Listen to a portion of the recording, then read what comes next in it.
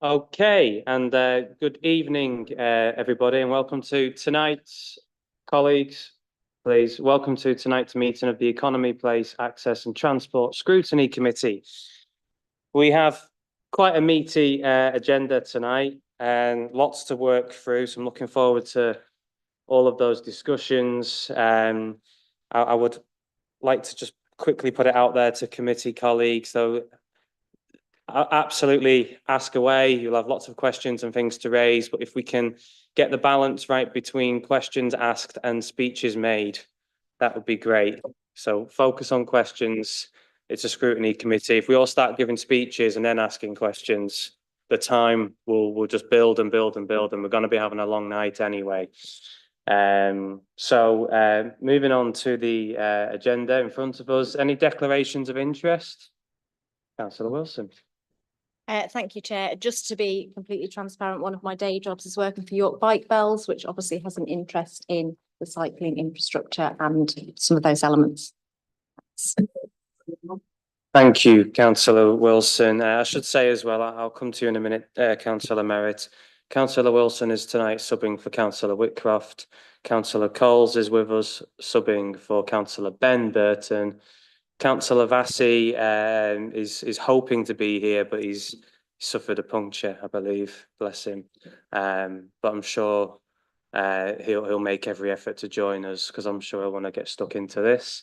I think that's all for apologies and substitutions. But Councillor Merry, you had something to say in declarations of interest. Yes, I have some non-financial interest to declare, in that I'm a member of the York Cycle Campaign, I'm a member of the York Bus Forum and a member of its committee, and I was a member of the Civic Trust when they produced most of their original commentary on the early sections of the local transport plan and or strategy and so on. So I just want to record those so that people are aware of that. I do not think they are prejudicial. Make my own mind up on all the issues. Thank you, Councillor Merritt. Appreciate that. I don't know how you fit it all in, to be honest, but fair play to you. Councillor Jane Burton. In light of Councillor Merritt's disclosure, I'm a member of the YDRF steering group and the access group, and I'm also past member of the Transport Advisory Group of the Civic Trust, along with Councillor Merritt when they were making the suggestions for the local plan. Cool. Thank you, Councillor Burton. I think that's all for that item, which brings me to the minutes from the previous meeting held way back on the 25th of June. Yes. Does any member have anything to raise on these minutes? I'm good with them. And okay, consider them approved. I'll sign them when we have a break, Robert, if that's okay. Thank you. I'll just bob them there so they're out of the way. Otherwise, I'll get distracted. Next on the agenda, we have public participation, and expectedly, we have quite a long list of participants, which is fantastic. We've also had a number of written representations, which I hope that committee colleagues have had the chance to have a look at and digest, and indeed relevant officers. We will nod to those written representations throughout our discussions where we can. But onto the speakers tonight. First on my list, I've got Flick Williams, who wants to talk about the local cycling walking infrastructure plan. And then I've got hyphen movement and place plan as it affects disabled people. Flick, you are remote. Can you hear me? Yes, good afternoon. Good afternoon. Or good evening. We're sort of on that fine line, aren't we, at the minute? You know the drill, Flick. Fire away whenever you're ready. Toilets. I first raised the issue of accessible toilets in the Guildhall at this committee 20 months ago. The subsequent closure of the cafe means that now neither of the two accessible toilets are available for public use, a disgraceful situation given both were funded with council taxpayer money. I'm unsure of the purpose of the table in paragraph 23. All it does is illustrate poor provision elsewhere and is highly selective. Comparing to Leeds, for example, would make our offer look significantly worse. As for the stakeholder group on public toilets, it comes to news as news to members of the Access Forum, chair included, that we are supposedly part of this and that it has been meeting regularly. It seems the Access Forum is now being included in council papers in the same way YDRF was previously, as a way of demonstrating co-production with disabled people where there has been none. And then to the transport strategy implementation plan. Like the LC whip, this reads like a cycling plan with a few other things thrown in. For example, why are we committing to adopt LTN 120 as council policy and not DFT guidance inclusive mobility, which has existed for significantly longer and is still not being followed when it comes to tactile paving in particular? Or again, why are we prioritising mobile cycle parking for events such as the Christmas market, when even after floods of complaints about the lack of safe pedestrian space at such events, Make It York still managed to allow the current food festival to erect a marquee that has less than minimum pedestrian width between it and the HVM roadworks enclosure? There is minimal priority given to improving public transport. It speaks volumes that the Kidical mass cycling event this weekend in Oxford was cancelled owing to bad weather, because only mass transit is what gets people out of their cars in any volume, if it is affordable, reliable, regular and accessible in the widest sense of the word. The Task and Finish group on bus accessibility for disabled people, set up last February, has achieved nothing to date because it isn't seen as a priority. The organisation Transport for All publishes new research that shows 71% of disabled people would like to travel more sustainably, but for the barriers to them doing so.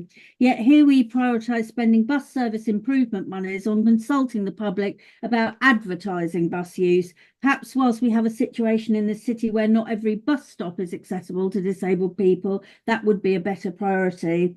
And as for the new e-bike and e-scooter hire scheme, before Tier pulled out, that was supposed to be a trial. So where is the full and detailed evaluation of that before we commit to a new one? Where is the exemption for blue badge holders on car-free days? And so much more, but I'm out of time. As you have often said, Chair, our strategies need meat on the bones. This is skeletal. Thank you. Thank you for all of that, Flick. Your comments will be taken into account, and I'm sorry that I didn't accurately summarise what you'd be touching on. You've covered more than just the LC whip there, haven't you? Which we're all grateful for. Thank you. The next speaker that I've got here is Anthony May. He'll be speaking from the York Civic Trust on the local transport strategy implementation plan. Hi, Anthony. Thank you, Chair. You're familiar with the setup? Yes, thank you. It's almost 4 years since the council invited York Civic Trust to advise on its local transport plan. So we were therefore pleased to learn that an implementation plan was at last being made available. And we very much support the vision behind it, the objectives it's designed to achieve, the targets that are set. We are concerned that the current draft lacks ambition and commitment. And I've submitted a fuller paper, and if it's helpful, I'm happy to answer questions on that later. But I wanted to focus on 3 things if I could. First of all, in July, the council committed to a 5-year plan to 2029. What you have before you is a 2-year plan to 2026, apparently because finance and policy beyond that are uncertain. That just seems to us to be very short-sighted. We know that mayors will receive more funding. We know that the present government will be looking to reduce car dependency. Strategically minded councils will be planning now for how to use those new powers and funding. So should York. Secondly, key to the draft's plans are 6 further plans to be produced in 2025 and 2026. So if we're not careful, we have 6 years of planning before we get action on the ground. And 2 of those in particular, the Movement and Place Plan and the Strategic Transport, Sustainable Transport Policy for New Developments, are absolutely critical. The council's already received 5 applications for its strategic development sites for what are basically car-based developments. And at the moment, if the planning committee were minded to object to those and reject them, it has no basis for doing so, because we don't have that document. So we would like to see all 6 of those plans in place by mid next year at the very latest. Finally, most of the proposed actions are overcautious and are qualified by text, which makes it, we think, impossible to say clearly what will be done by December next year and December the year after. Phrases like, we will look to pilot, we will explore how, we will investigate whether, do not frankly inspire confidence. Without greater clarity, it will be impossible to carry out the cost-benefit analysis that's committed in this draft, because we won't know what we're assessing. What we'd like to recommend the committee is that it now seeks a revised plan, which covers 5 years as originally intended for 2029, and goes through what's here at the moment and tightens it so that it is clear what will be done in each of the first 2 years and what would be done in the following 3, funding and powers available. Thank you. And we're over time, so if you can. We suggest that the council uses its expert panel to do that, and we would be very happy to assist as well. Thank you. Thank you very much.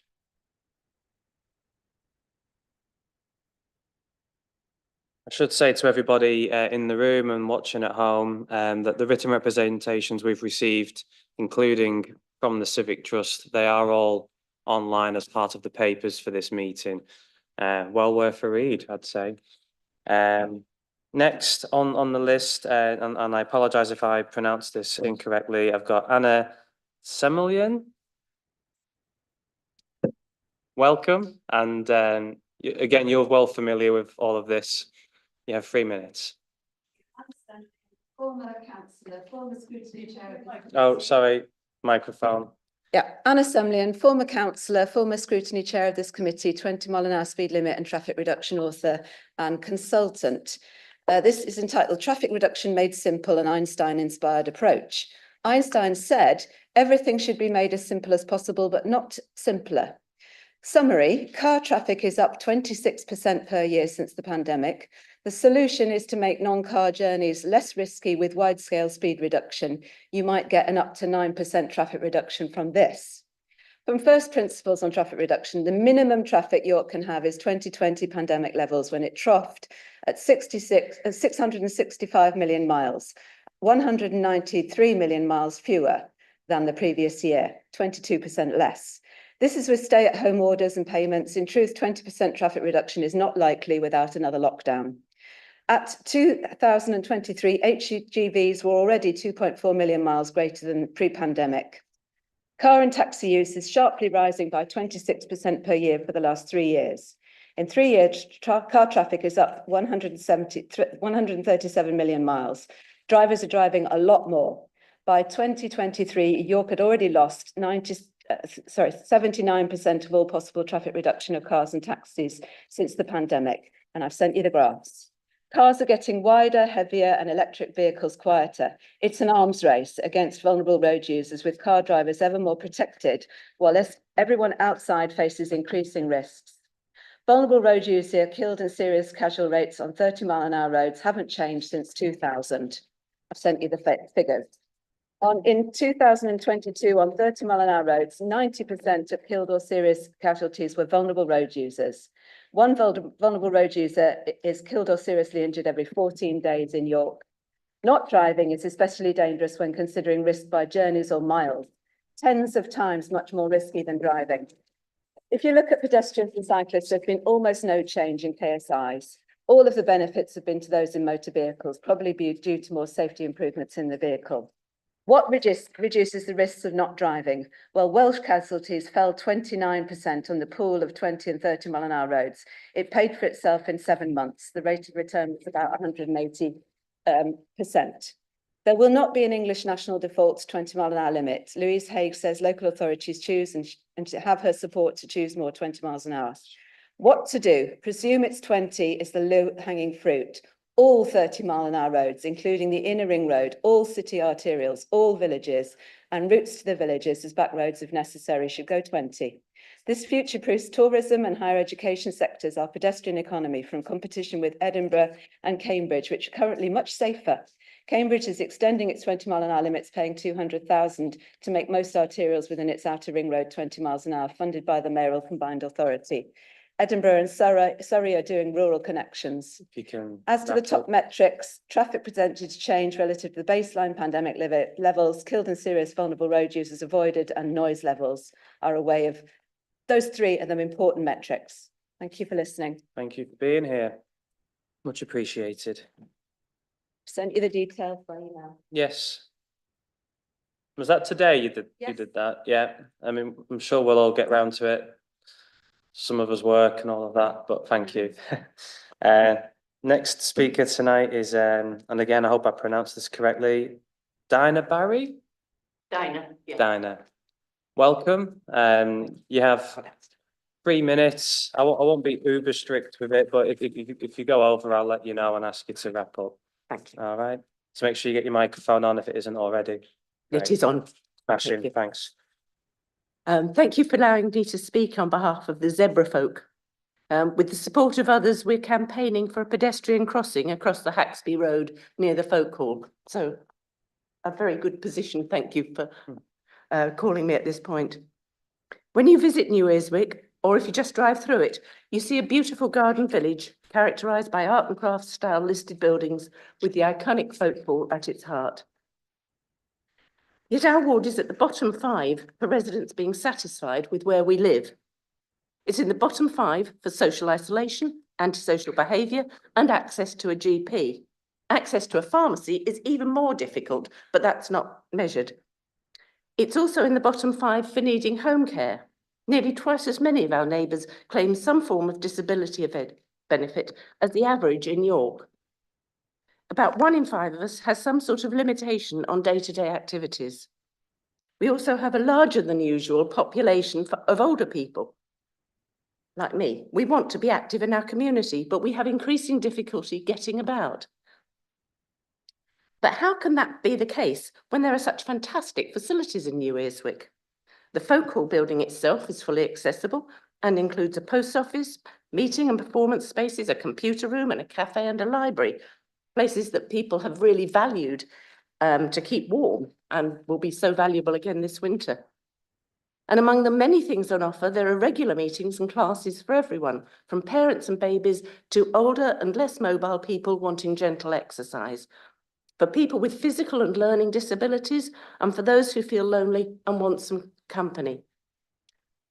And that's not all. Just behind the folk hall, there's a children's play area, an outdoor gym, a GP surgery, and a swimming pool, which itself offers special sessions for people with disabilities, for babies, toddlers, and older residents. So what's wrong? Why are people unhappy? Well, one of the problems is that the village is cut in two by the busy Haxby Road. And if you live on the wrong side, or on the other side from the folk hall, or need to use the bus, you've got to get over that road. The speed limit outside the folk hall is 30 miles an hour, and visibility isn't great. So it's hard for people to get to all these fantastic facilities, and especially difficult if you're older, younger, or disabled, and you're a bit slower crossing the road than usual.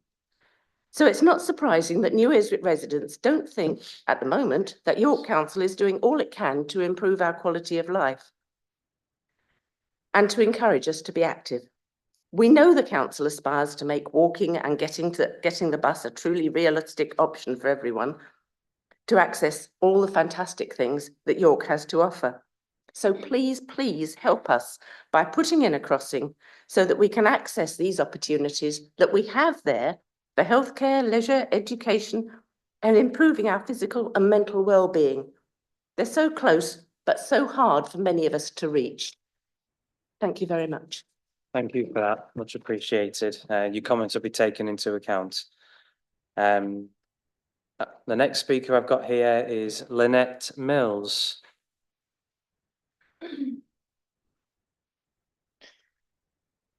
Hi Lynette, Hi. you have around 3 minutes, to make sure your microphone's on and Yeah. have fun. Okay, thank you for having me.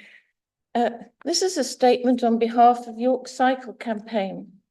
Back in July of this year, we commented on the final version of York's local transport strategy. This provides a sound foundation for planning York's future transport provision where active travel and public transport are given the attention they deserve in order to reduce congestion, pollution, improve road safety, increase health and well-being, and enhance equality and community. We strongly welcome the vision set out in the strategy, but noted that the proof would be in its delivery, and that the strategy needs to be translated into ambitious targets and concrete actions to deliver the level of change required. The publication of the proposed LTS implementation plan represents a step forward. Whilst we understand the uncertainties regarding national and regional funding and governance, and the desire to be informed by the proposed movement and place plan, we are concerned about the limited time horizon for the plan, and we would like it to be strengthened with respect to its approach to active travel. We would like to see much more detailed active travel targets with clear timelines for delivery. We would also like to see greater ambition in terms of cycling infrastructure improvements.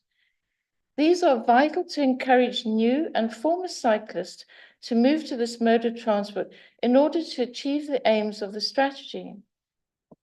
There have been a number of failed and stalled active travel projects within the city in recent years, and we are concerned that without swift action to demonstrate that the council can implement successful active travel schemes, it will risk losing future funding and lose the momentum needed to achieve that change. We urge the council to resolve these issues in consultation with the York Cycle Campaign and other active travel stakeholders before the implementation plan is presented to the executive in November. We welcome the further information regarding the local cycling and walking infrastructure plan and the transparency around the sifting and prioritisation of routes.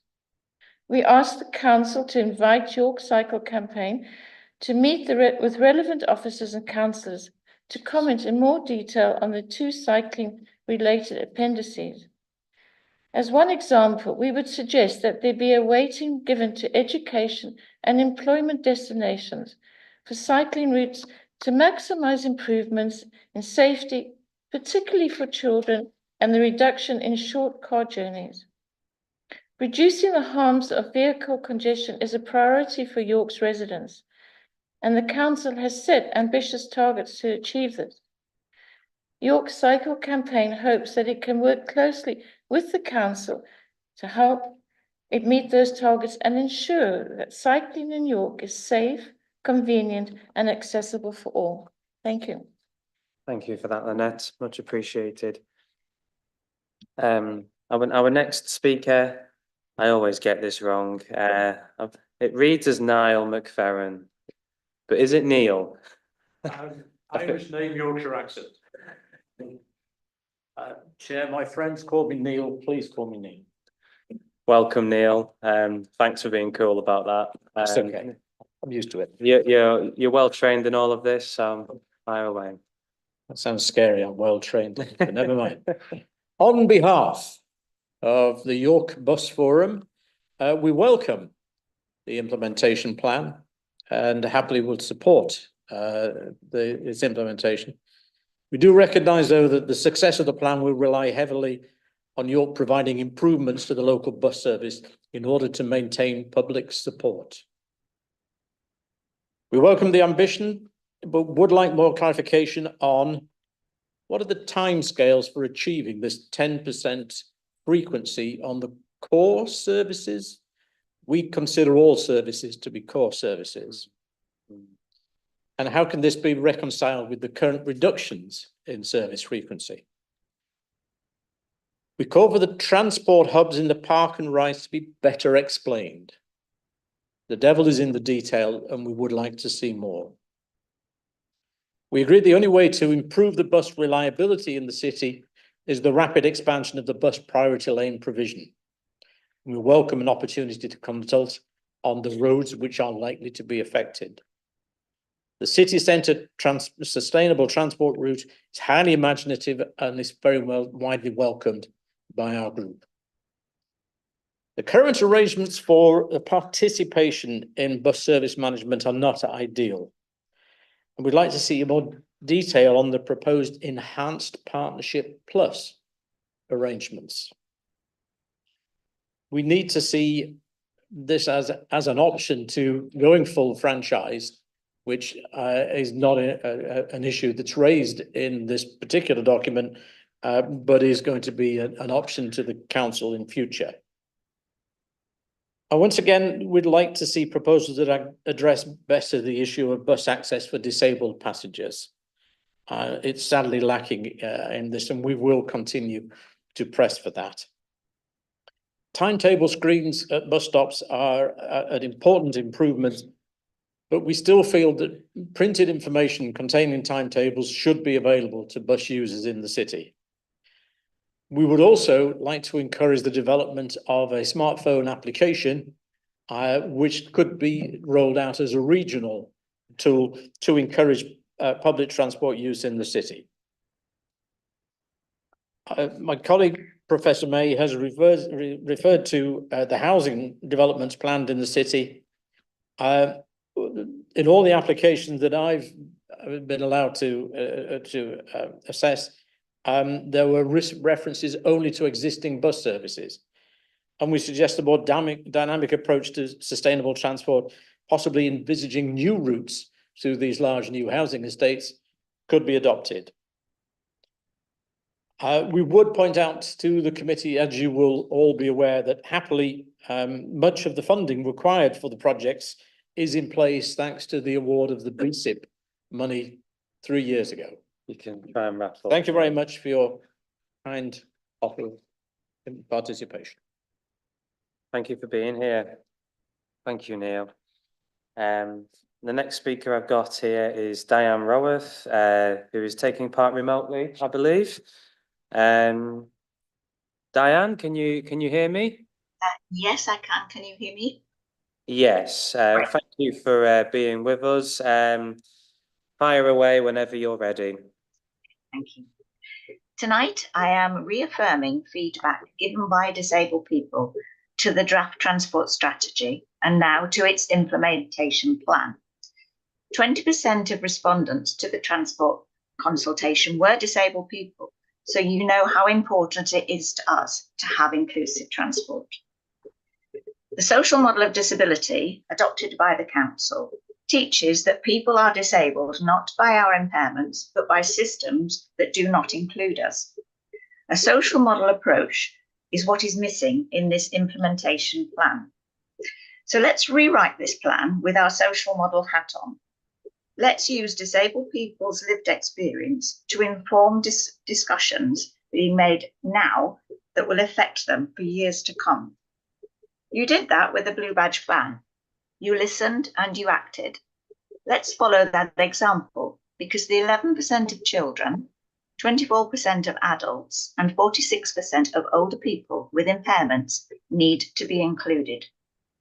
Each package in this plan should, before being agreed, identify the impact it will have on disabled people and the mitigations needed to ensure non-discrimination. Terminology needs explaining. For example, you don't explain that a continuous cycleway means a floating bus stop that requires pedestrians to cross a cycle lane to get on a bus. How do you make that safe for wheelchair users, visually impaired people, older people, and mothers with small children? A social model cannot justify changing the hierarchy of road users to suit the planners. A disabled pedestrian is at the top of the hierarchy until they wait at a bus stop, when they drop down to third, below that of a cyclist. Who agreed that and why? Was it so that continuous cycleways can be rolled out more easily? The plan does, thankfully, mention providing disability equality training, but inclusive mobility, the government's guidance designed to ensure disabled people are not negatively impacted in transport systems, is not mentioned. That is essential training, as it embeds inclusive design and the public sector equality duty. In our social model version, let's explain the term active travel and say how we are going to enable disabled people to actively travel around York, and how we will ensure blue badge holders who have no alternative to travel but by car, how can they do so? You cannot exclude them. I found around 40 causes for concern in this implementation plan. So I ask you, please, will you follow Department of Transport guidance and work together with disabled people to create a revised version that reflects the Council's commitment to the social model, its obligations under the public sector equality duty, and its stated aim of creating an inclusive and accessible city? Thank you. Thank you for all of that, Diane. Your comments have been taken into account and hopefully we'll pick them up in the relevant discussions. I have one more speaker with us this evening. That's Jeff Beacom. Jeff's in the room with us tonight. Another member of the public who's well versed in speaking at these things. 3 minutes. Thank you, Chair. And is your microphone on? Sorry, it is. Yes, it is. Smashing. Thank you, Chair, and thank you for letting me in as a difficult late entry. Because I thought I wasn't going to be able to speak, I sent you all an email, which I hope you'll read. So I'll concentrate on a couple of other things. And one of them is that the Council has, in its 2019 declaration, an obligation to ask for more powers when it thinks they're necessary. And I think at the root of a lot of the troubles here is that the Council isn't willing to tell the public what's really happening. And there's reasons for this. On heating, to get to the aim of net zero by 2030, you mean getting rid of all the gas heating in Cotmanthorpe and Woodthorpe and other places that have a lot of it. For planes, the Council hasn't got much power over people getting on aeroplanes, but what it does have the power to do is tell people how bad it is. And the same goes for our diets, which have enormous impact on climate, as recent Oxford University research has shown that going vegan cuts the carbon emissions enormously. None of these three things the Council is really willing to tell the people what's happening. And that is within the Council's power to say what a state we're in and what we need, and some of the things we need to do to get out of it. On cars, as far as the proposals in the transport plan, they all sound good, and they all sound as though they're plausible and going in the right direction. But research by the University of Leeds says that no matter how much you provide alternatives to the car, motorists will still want to drive. And this is the route that this transport plan is going down, finding ways of encouraging people out of our cars without actually saying to them, you can't. And that's what we've got to do if we're to get over this impending enormous climate catastrophe. And we've also got to find ways of living that see us through. Jeff, we'll comfortably over the 3 minutes. See us through the difficult times ahead. We've got to lay down a lot of capital to feed ourselves, find homes for ourselves within carbon budgets. Thank you, Chair. Thank you, Jeff. Thanks for joining us. Right, that's all of the public speakers for this meeting. Thank you all. I should say as well, I'm a bit under the weather today, so just bear with me more than you normally do. Councillor Merritt. Yes, I'm sorry, I slipped up at the beginning. I should also have said I was on the enhanced bus partnership as a representative of York and District Trades Council, as it was mentioned. Thank you, Councillor Merritt. We need to clone you, so there's enough of you to go around. I think that'd be a good thing, but sorry, getting slightly distracted there. We'll move on to the next item of business, which is a now, I think, quite out of date finance and performance report following us rearranging the end of July meeting. Can the officers or officer who is presenting on that please come to the front? Hello, Patrick.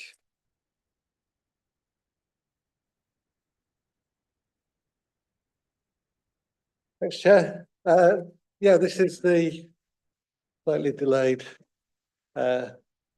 report to this committee, which covers the Outturn Finance and Performance Report for Economy, Place, Access and Transport. It uses extracts of data that were considered by executive back on the 18th of July. I will be back next month with the next one along. So it's up to you how much you want to look back at the previous or whether you want to wait a little bit. But the report provides members with details of the overall financial position of the council, which showed a year-end outturn of £3.7 million overspend. That was an improvement from the 5.6 million forecast at Monitor 3, which in itself assumed a large number of mitigations were delivered. The overspend was funded by utilising one-off reserves, which obviously is not sustainable in the long term. Within the services considered by this scrutiny area across place services, there was a year-end underspend of that directorate of around 2.2 million, which was an improvement of £1 million from Monitor 3. The main areas of underspend last year were parking, improved income of the budget, £1.6 million, income from AWRP, pallet and waste recovery plants within waste, with profitable and additional commercial waste recycling income. And in transport, there were savings on concessionary fares and bus subsidies, partly maximising bus service improvement grants. As highlighted in paragraph 22, a lot of the underspend last year have been adjusted in the 24-25 budget. For example, parking income is the expectation for that income is £2 million higher in 24-25 than it was in 23-24. So we have to raise at least what we got last year, plus a bit to be within the budget. And so therefore, we're not expecting these underspends to continue at that level going forward.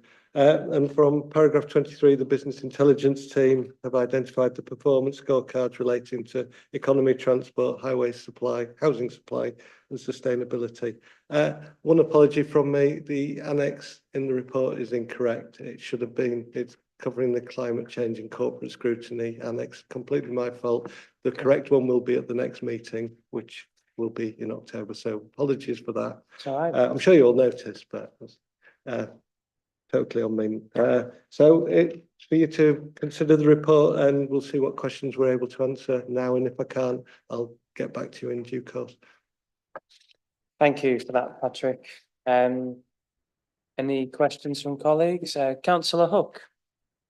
Thank you, Chair. I now understand why the report is so old, because 3 months have elapsed since you were thinking of presenting it. However, it's still unfortunately a lot of the tables have data in where it says won't be available till June 2024, July 24, whatever. And it would have been nice to have had that information since it is now presumably available, because if it changes the report, then we need to know the implications of that data, and it would have been nice to have had it in. 3 questions I do have is in paragraph 13, there's mention of £500,000 being put aside to cover the cost of implementing the garden waste collection charging. And I'd like to understand more about this figure and would ask that it's covered when this committee comes to review the implementation of the charge at a future meeting. Second question is, apparently some additional highways works could be charged to capital to mitigate the overspend. And I would like to know what criteria are required for highways expenditure to become capital and not revenue. And lastly, apparently there were abortive costs from the transport programme of 802,000. And I've yet to find out where on the agenda, perhaps it wasn't on that bit of the agenda, they are detailed, and would appreciate being pointed to the right direction, because it's quite alarming that that much was abortive costs, and I don't know what they are. Okay, I'll do it in reverse. I think it's probably easier. So the abortive costs related to the executive decision to cease the provision of a multi-storey car park at St George's Field. So the expenditure that the council had incurred on preparing for a new car park at St George's Field, when the decision was made that we weren't going to build that, ultimately couldn't be capitalised and were therefore required to be funded from revenue. And we did that as part of the year-end accounts. So I think the Outturn report certainly covered that in the reports that went to executive in July. The highways, it's an interesting one, the highways. Sorry. So we get historically, potholes were always deemed to be revenue until the government of about 10 years ago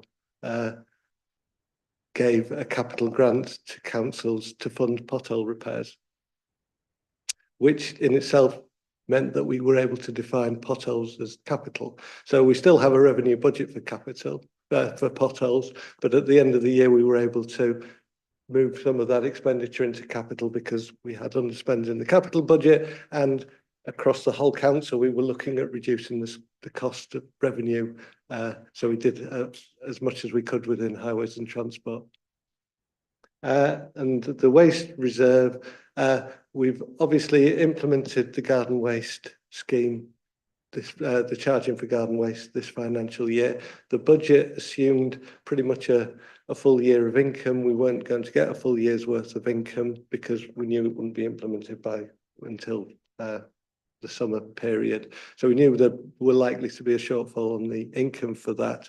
There was still the cost of implementing the scheme, which were quite considerable in 24-25. And then there's a second set of implementation costs because we'll be the charges for 25-26. The implementation costs will need to be incurred in 24-25 because we'll be sending out or encouraging take up in January and February. So a lot of the costs will be this year. So it was felt that if we could have some additional funding through the waste reserve to fund that sort of 2-year costs, that would take the pressure off the budget in 24-25. Thank you for those answers, Patrick. Councillor Stewart. Thank you, Chair. Just on the table on page 13, item 10, we've got place, and there was 112,000 in the budget for fleet, and then it came out minus 116. Oh, sorry, 116 different to expectations. Am I right thinking that fleet is the cost of buying vehicles, or probably not?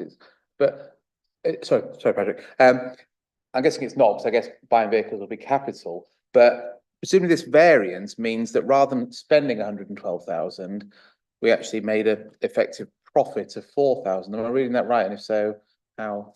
So yeah, it's the cost of the team who administer the fleet. So the revenue costs of operating a fleet. So the insuring, making sure that they're maintained. We effectively charge those back out to fleet users. So we did that at zero cost. So the full cost of the fleet team were charged out to public realm, to waste services, to highways. So we need to look forward to ensure that that team is a sort of effectively a zero cost trading account, which we were able to do last year. So we need to do a bit of work around the budget. But the total costs were probably about £500,000, and then they were charged out to the various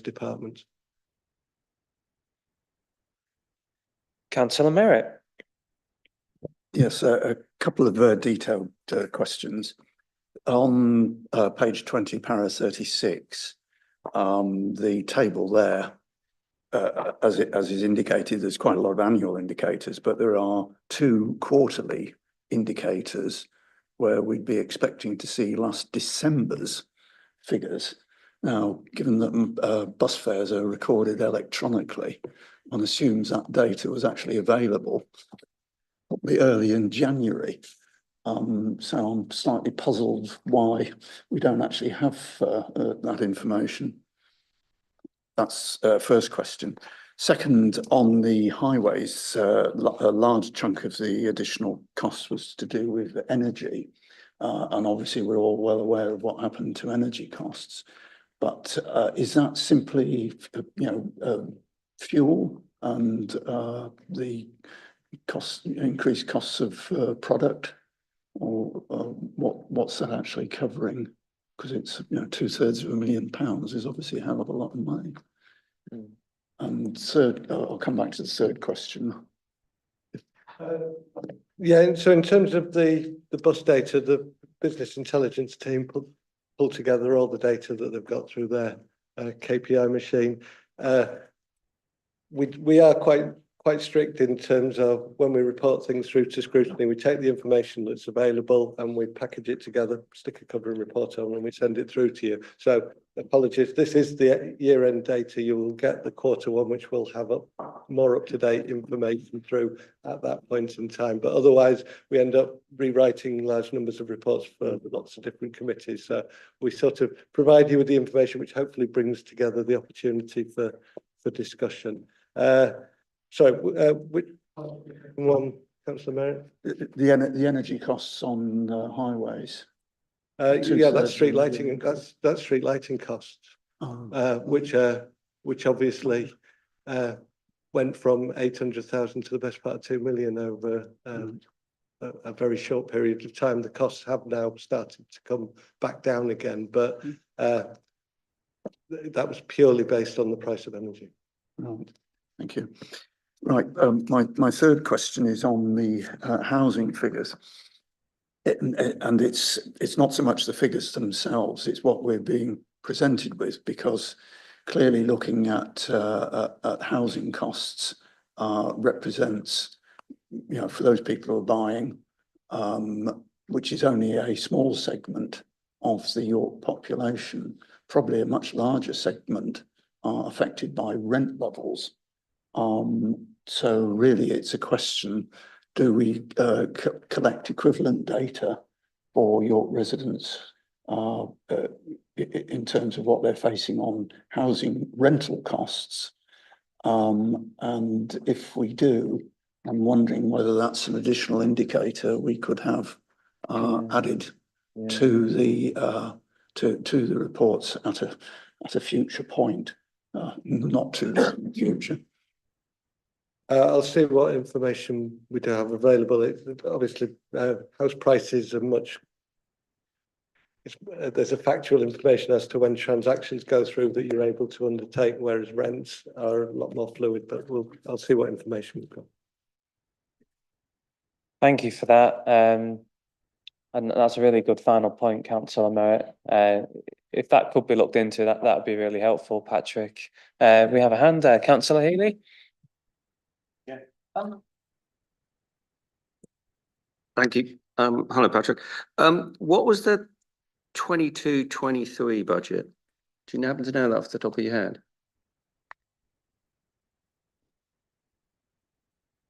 For the total, for the whole of play services? For the whole of place, yeah.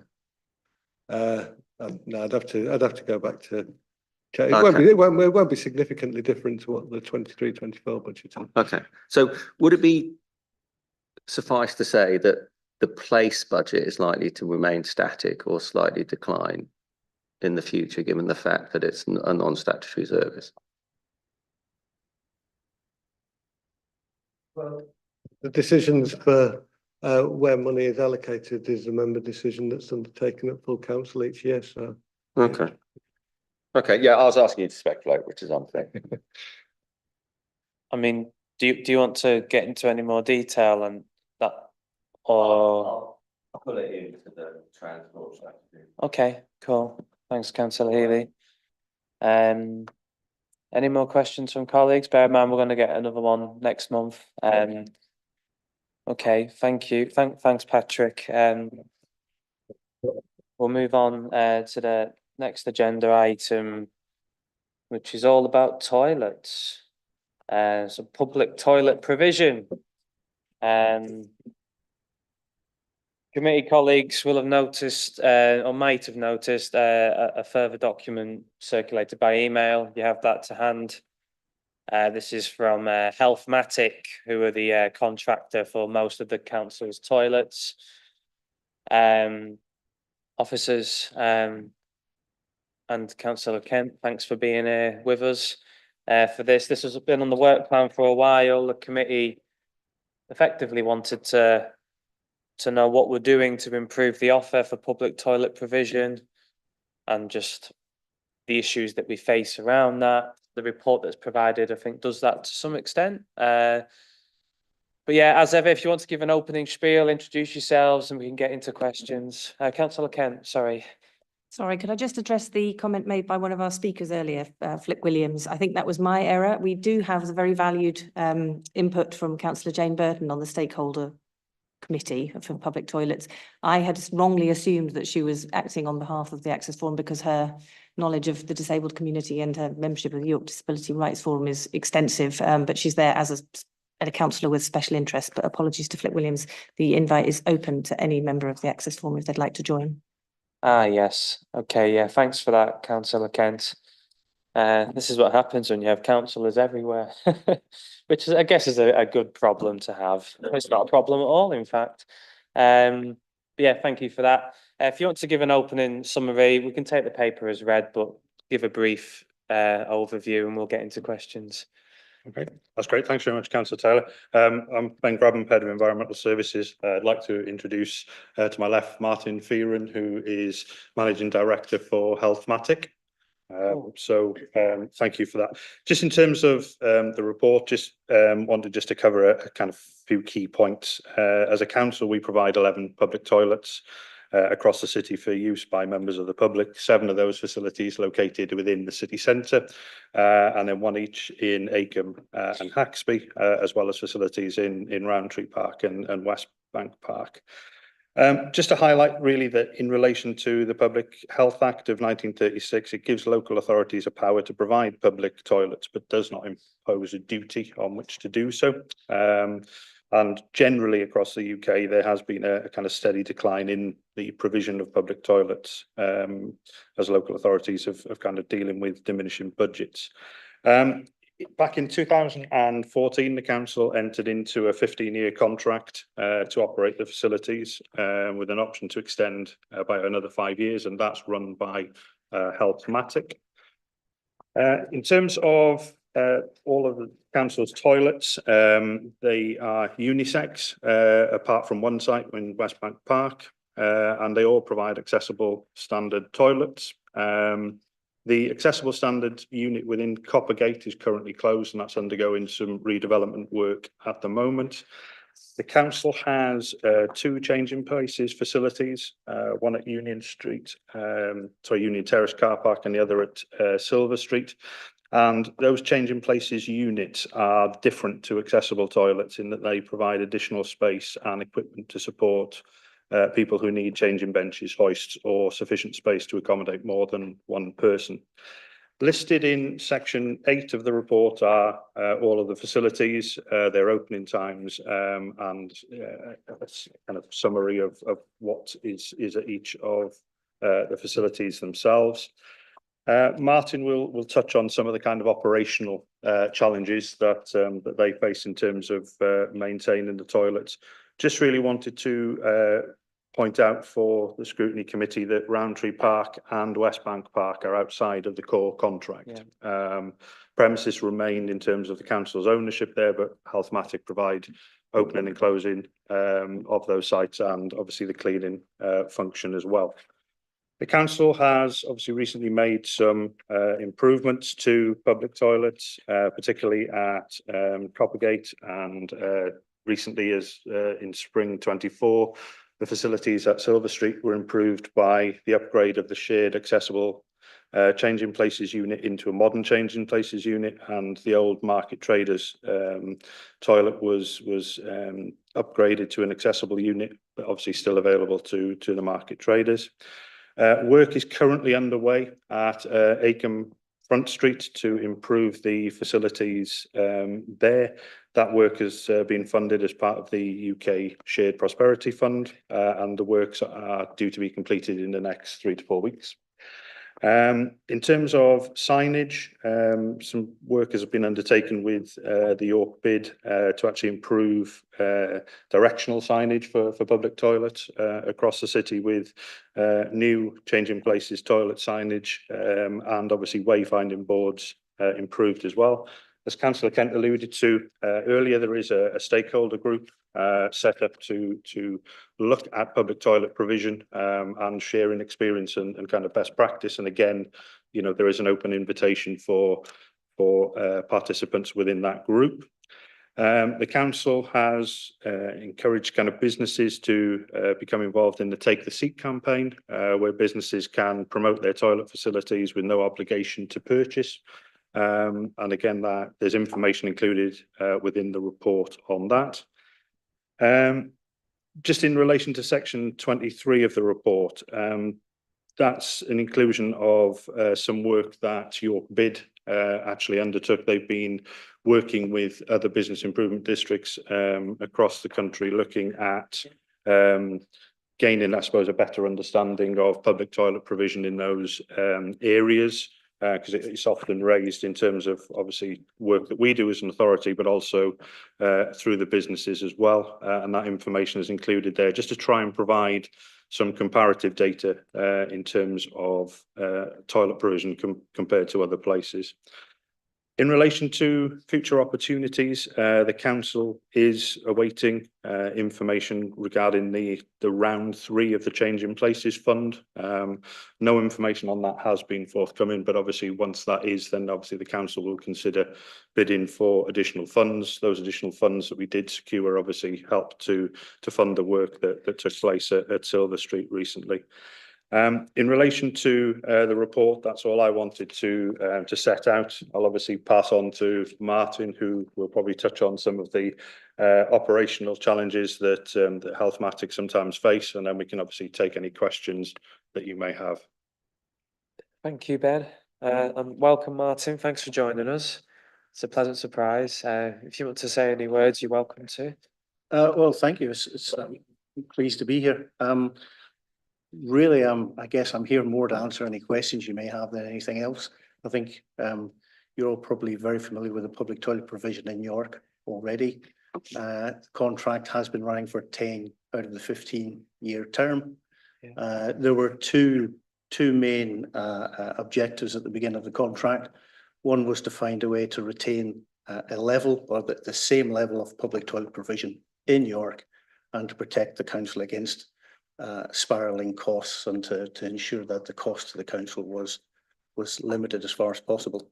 And I think as we're at the 10-year mark, I think that certainly in those terms, or in terms of meeting those two objectives, it's been very successful.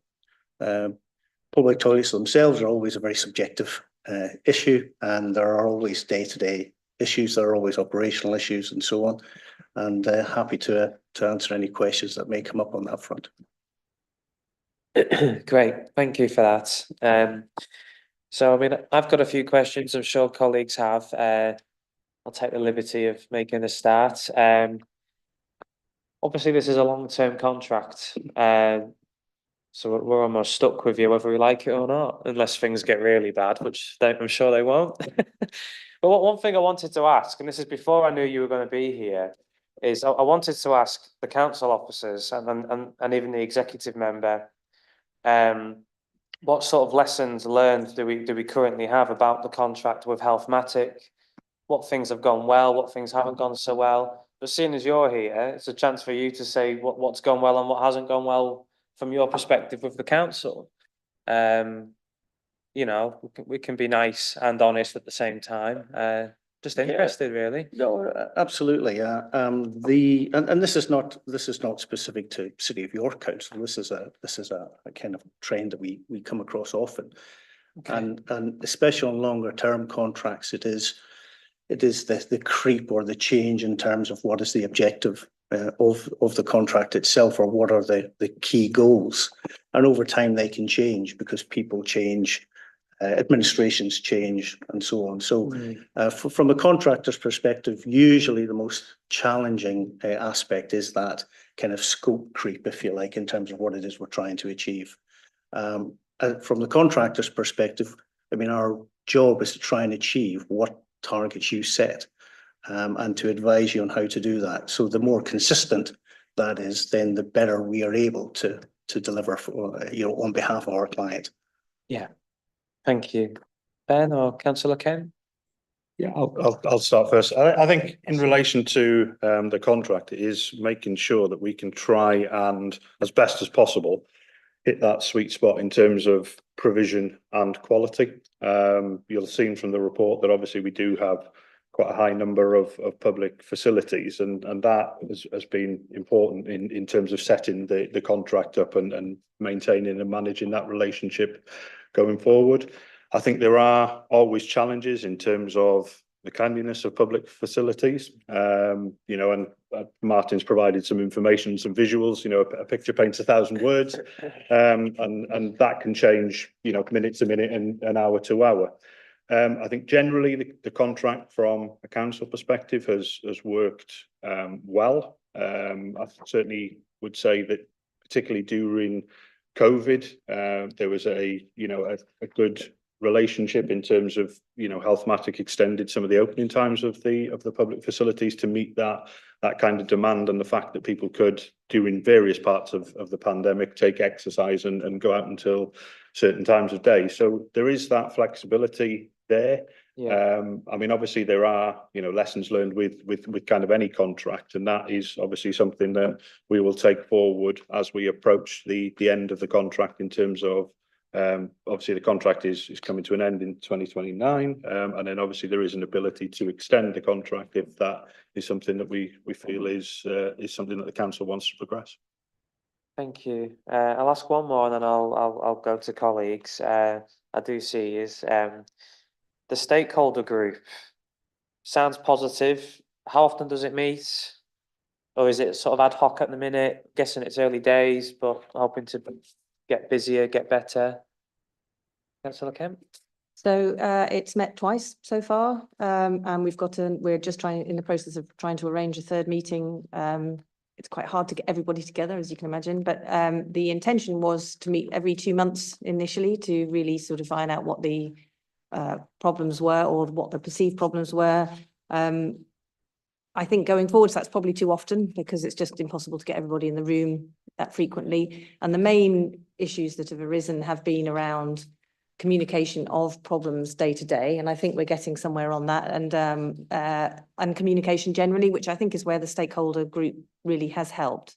And in terms of reflections on contracts, this was inbuilt right from the beginning, but was never set up, and it would have probably been helpful if that had happened.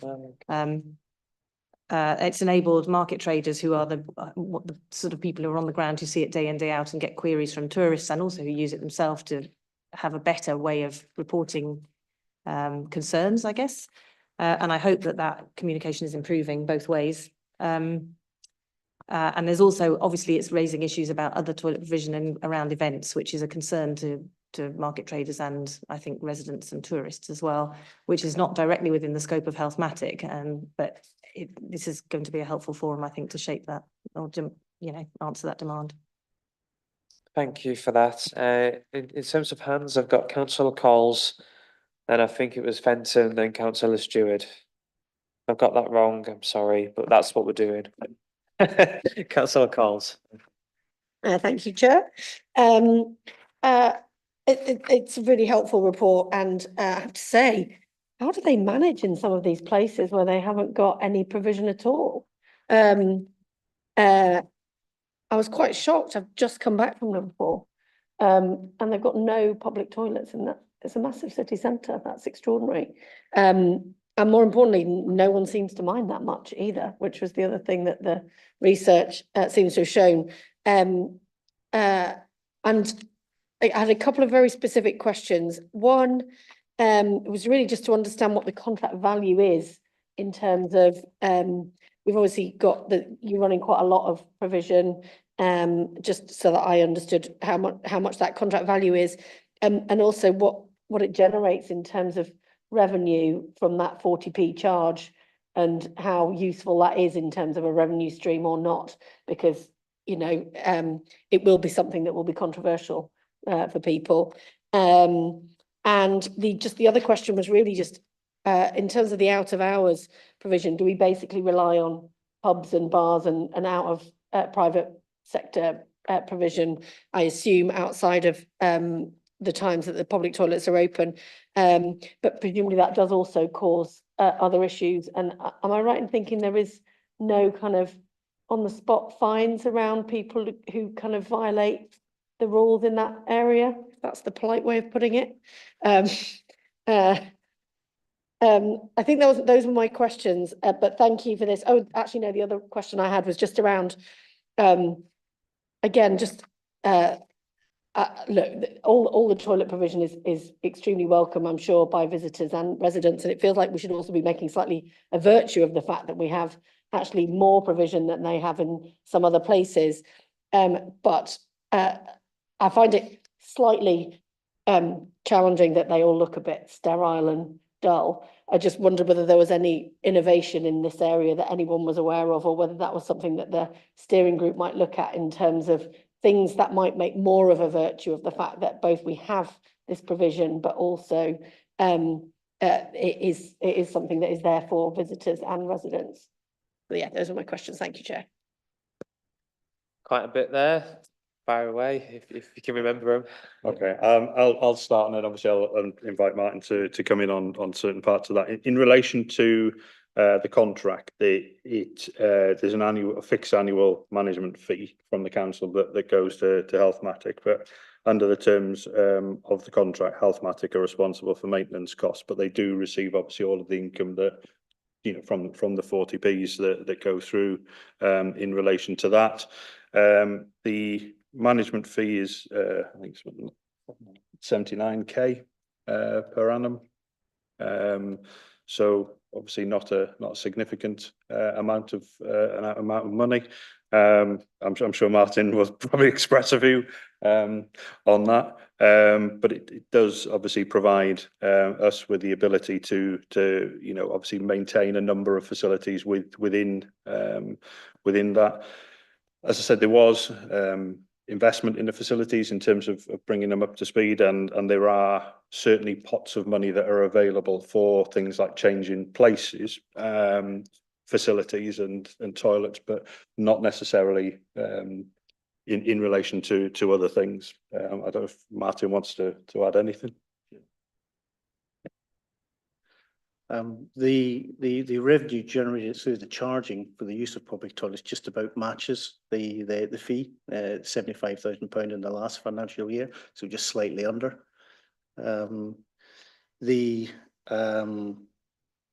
There are certainly things that can be done, and there are innovations that can be brought in to change the environments within the public toilets.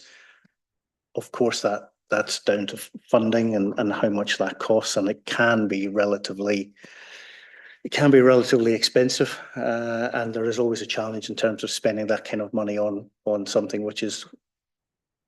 Can I just jump on that quickly? Sure. What kind of innovations are we talking? Like nice background music, or, you know, special paint? Well, in terms of the internal layout, yes, there are ways to use more modern materials. There are ways to add graphics. There are ways to add odors and more pleasant smells and so on. Now, if you go into many posh hotels, as you walk through the hotel, you get different odors and in different parts of the hotel, and it's supposed to take you on a journey. I'm not suggesting you necessarily want a journey from front to back of the public toilet, but it can make a difference. Music, perhaps. I mean, to be honest, I think it's more about the the layout on the materials themselves, which is why that is the more expensive element, if you like. Putting some pipe music in and making a few superficial changes are relatively cheap and straightforward, but the impact will be very limited, in fact. Whereas the shape of the environment, the layout, will make quite a difference. The quality of the materials, the finishes, again, will make quite a difference as to how individuals feel in that environment. Sorry, just on one other comment as well from Councillor Coles. The other thing to bear in mind is there are actually very subtle differences depending on the environments between from one city to another. So somewhere like Liverpool is a very different environment to York, and generally what you'll find there is the public will congregate in larger numbers in larger environments, like I can't remember the name of the big shopping centre down the front now, so the Liverpool One or something like that. You know, and they'll have a lot of facilities there, and the eateries and the shops. Whereas York and somewhere like Bath, for instance, is much more kind of spread out and a little bit more traditional in terms of its environment, and therefore the way people transit through the city centre. Thank you. Councillor Ken, you wanted to? Thank you. Yes, I just want to say that Councillor Coles knows I have a personal interest in the interior decor of the toilets, and I'm very keen to have scenes of Yorkshire on the walls and possibly birdsong, great odours. But I mean, that would be fantastic, but everything comes at a cost, obviously. And the other point about this, which Martin has taken great pains to explain in the stakeholder committee, is the amount of damage that gets done, which is considerable. And so although it doesn't look great, probably public toilets are designed to be as robust as possible because they suffer significant damage and significant use. And in addition to what we provide as a council, it's also fair to pay tribute to the many businesses in York who put on fantastic toilet provision. And Marks and Spencers and Browns are both on the committee. Marks and Spencers closed for 2 weeks this summer to double their toilet provision. They spent £250,000 on a refit. And they have slightly higher quality. I'm not doing them. It looks more like a sort of home bathroom, but to be blunt, it gets broken much more quickly. They suffered £25,000 worth of damage and vandalism over Christmas in their own toilets, which are staffed. It's a really difficult thing to maintain nicely and look great all the time.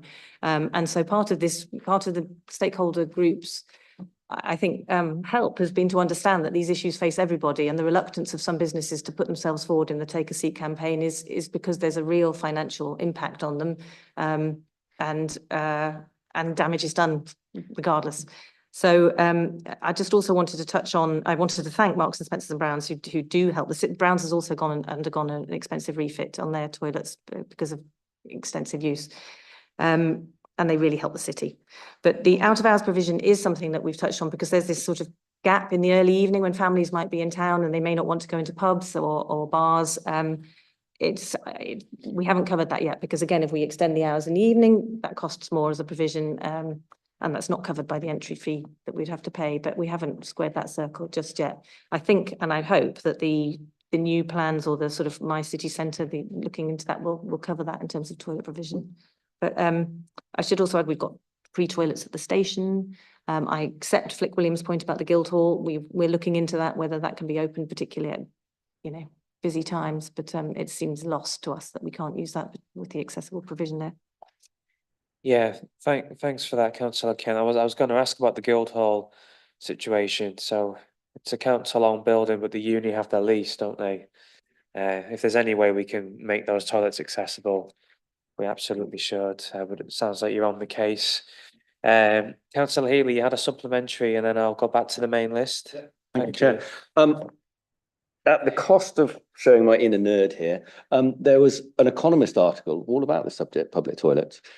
And one of the things I remember on it was like those happy and sad face buttons you can press. And if you get too many sad buttons, you know that there's something wrong with your toilet. Is that something that would be cost effective to install so it becomes less scheduled and more on demand, I guess? It wouldn't be terribly costly to install. What we've found where we've attempted to gather information at the user point is that it's not very accurate.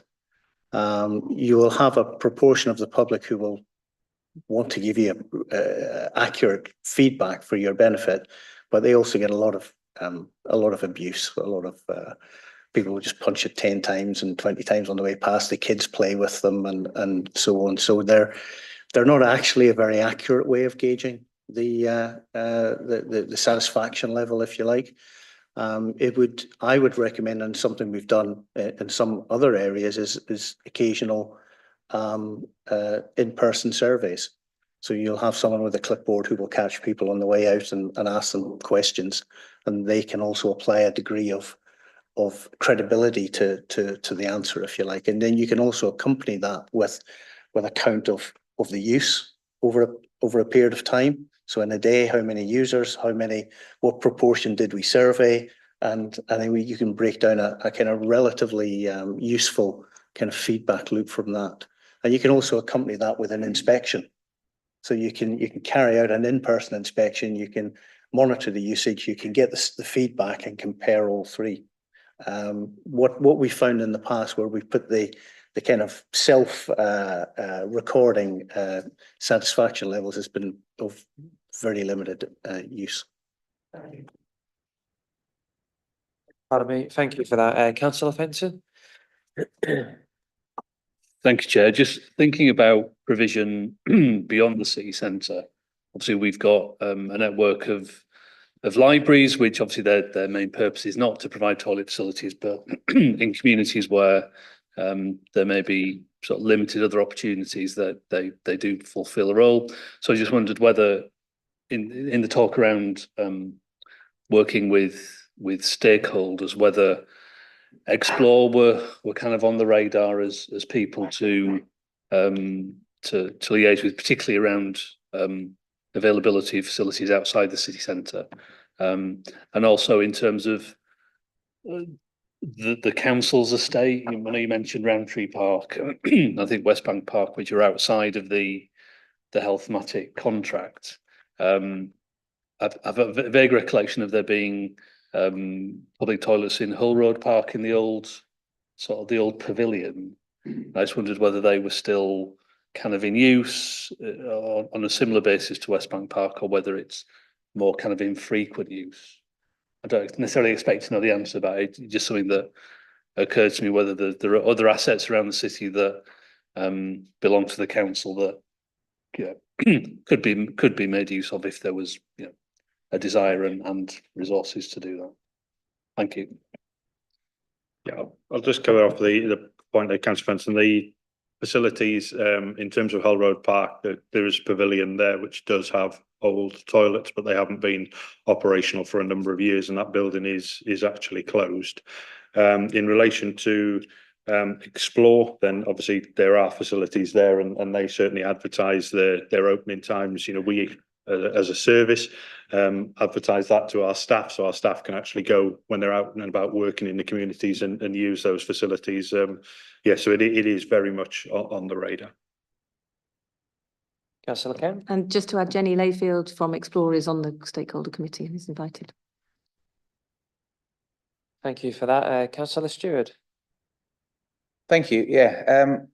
My partner could talk for hours about this because she runs a caravan park and has to keep her toilets clean, and she does that herself, and they're amazingly clean. But one particular thing I'll just say about, to sympathise with the weird things you get and how the appalling state is she rents out 30 caravan pitches to different people who stay there for various different reasons.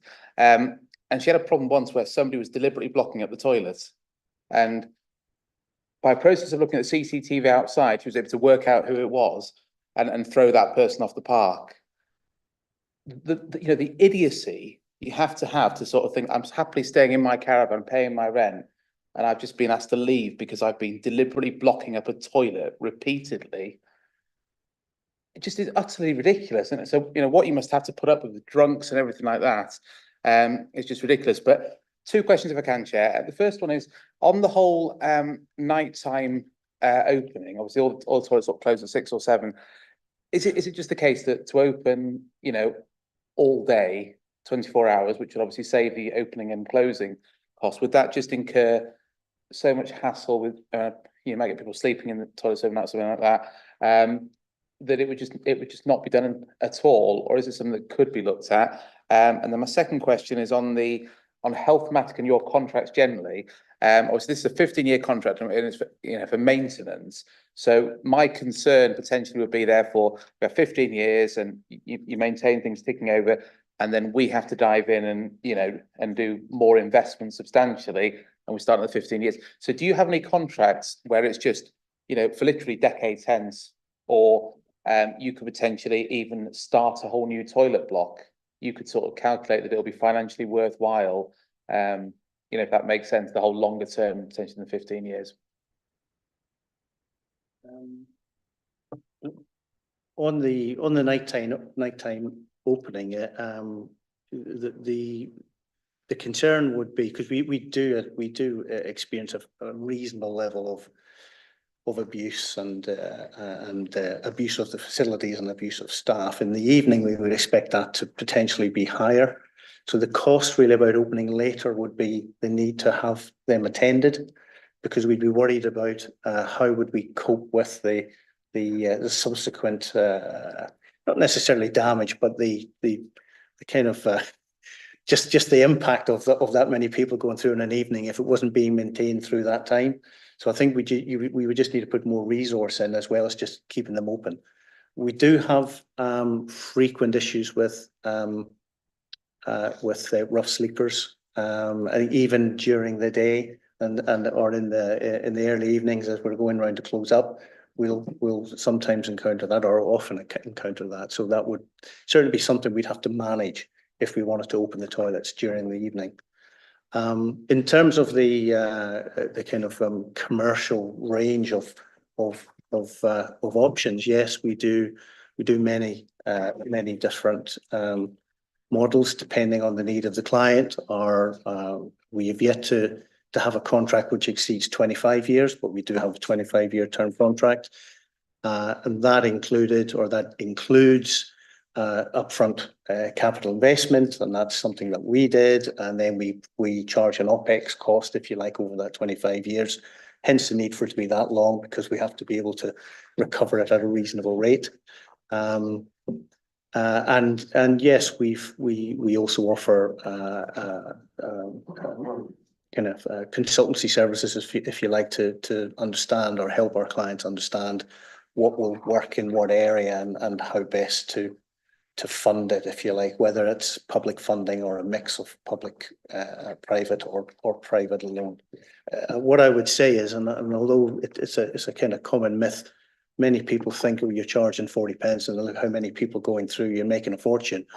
It's not a business to get into, just opening a toilet and charging for use. You're not going to make any money, I assure you. So I don't know of any toilet contract which operates off the revenue generated through the payment from users anywhere in the UK. Ben? Thanks very much, Martin. Just really to add to the point that Councillor Stewart raised, I think it's fair to say that we have picked up various conversations with colleagues in community safety and the police regarding kind of evening and later evening openings, and I think there is certainly a reticence from the police to have facilities opened later because of the problems that become associated with it.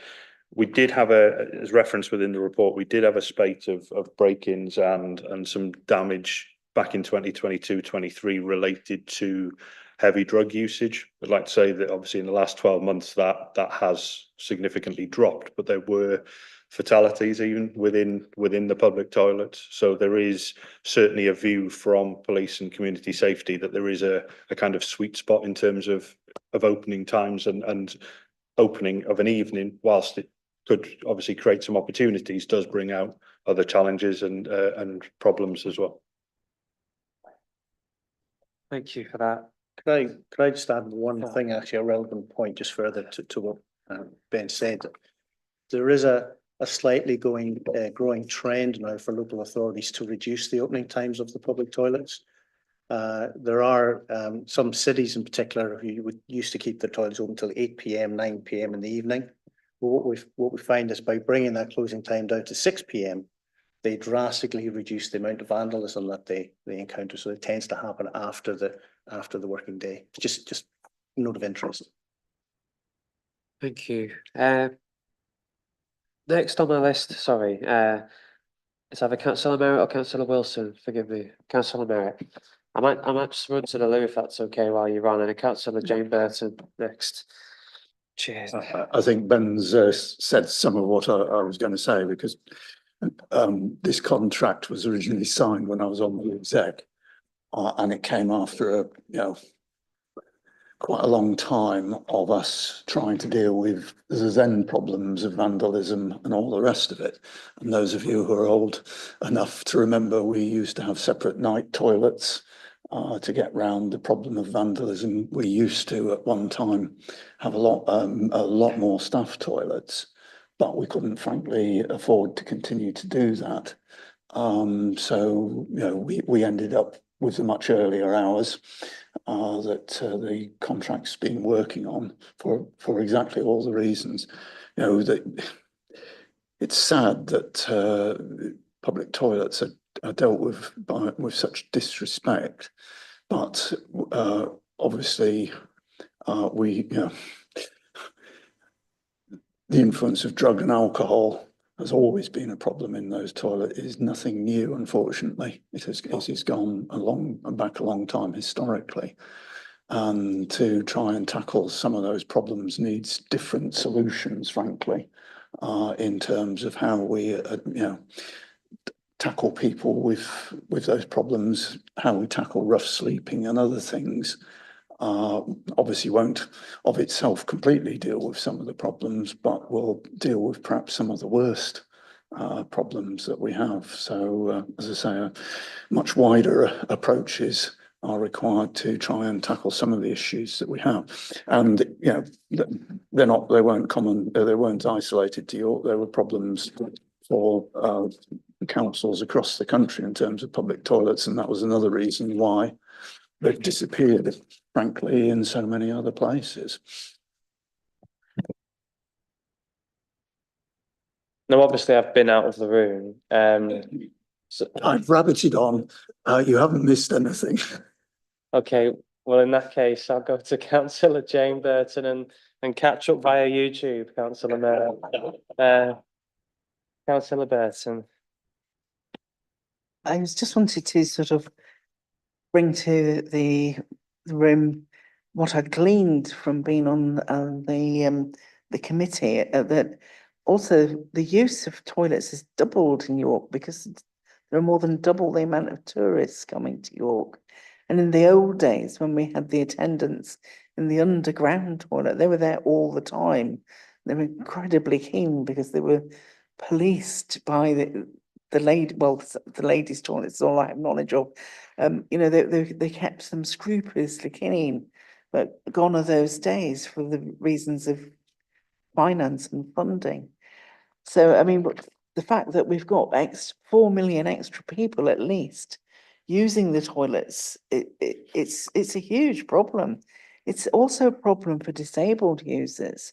And I think Flick Williams's point about looking into whether the Guildhall could be made accessible as an accessible toilet, maybe not just, for everyone, but because they do have disabled toilets in there and so much money was spent on the Guildhall. I think that would be a priority. I know in certain parts of the city that you have to ring up a number to then get a code to put into a keypad to get in. Your radar key won't work in those accessible toilets because of the problems with rough sleepers and drug taking that's going on in certain areas. And so I think that would make up for, toilet music, yes. That would maybe make up for some of the issues. I mean, those are the Union Terrace toilets in particular, and I think it happens in other toilets too. So, but if you're a visually impaired user, you've got to, how are you going to see the number on the door to then ring them up, to then key in the numbers? So you're stuck. So I think provision of disabled toilets is something that needs looking at, especially with the Guildhall issue. I don't know how you get around that other issue, really. Maybe some sort of talking scheme. Yeah, thanks, councillor Burton. On that, might any of you have a response to that particular problem? Because I'm sure this has come up before. Specifically in terms of the visually impaired access, yes. There are various options in terms of whether if it's a radar key access. I'm not sure there's many options there, but in terms of the keypad, there are larger keypads, illuminated keypads with the braille embossed on the digits and so on. But to get the code for the keypad, they have to ring a number, and how can they see the number if their visual impairment means that they can't actually read? That's an issue. Yeah. But I don't know, and you'd have to have some. I know there are points in York that you can stand at that will speak to you while you're in the street. I don't know whether that's something that could be introduced around the toilets. For visually impaired people, if you're touring around, it'll tell you where you are in the city centre, or it used to. I don't know whether something like that could be introduced, or whether it's very costly. I do know that whilst the Marks and Spencer's toilets were closed, there were an incredible amount of accidents that went on in Marks and Spencer's. So toilets are, it's an issue for people, and I think perhaps people with invisible disabilities. And it's distressing. I know it's kind of a funny topic, we're all smiling away, but it's a really serious topic, but which is spoilt by people who are going around,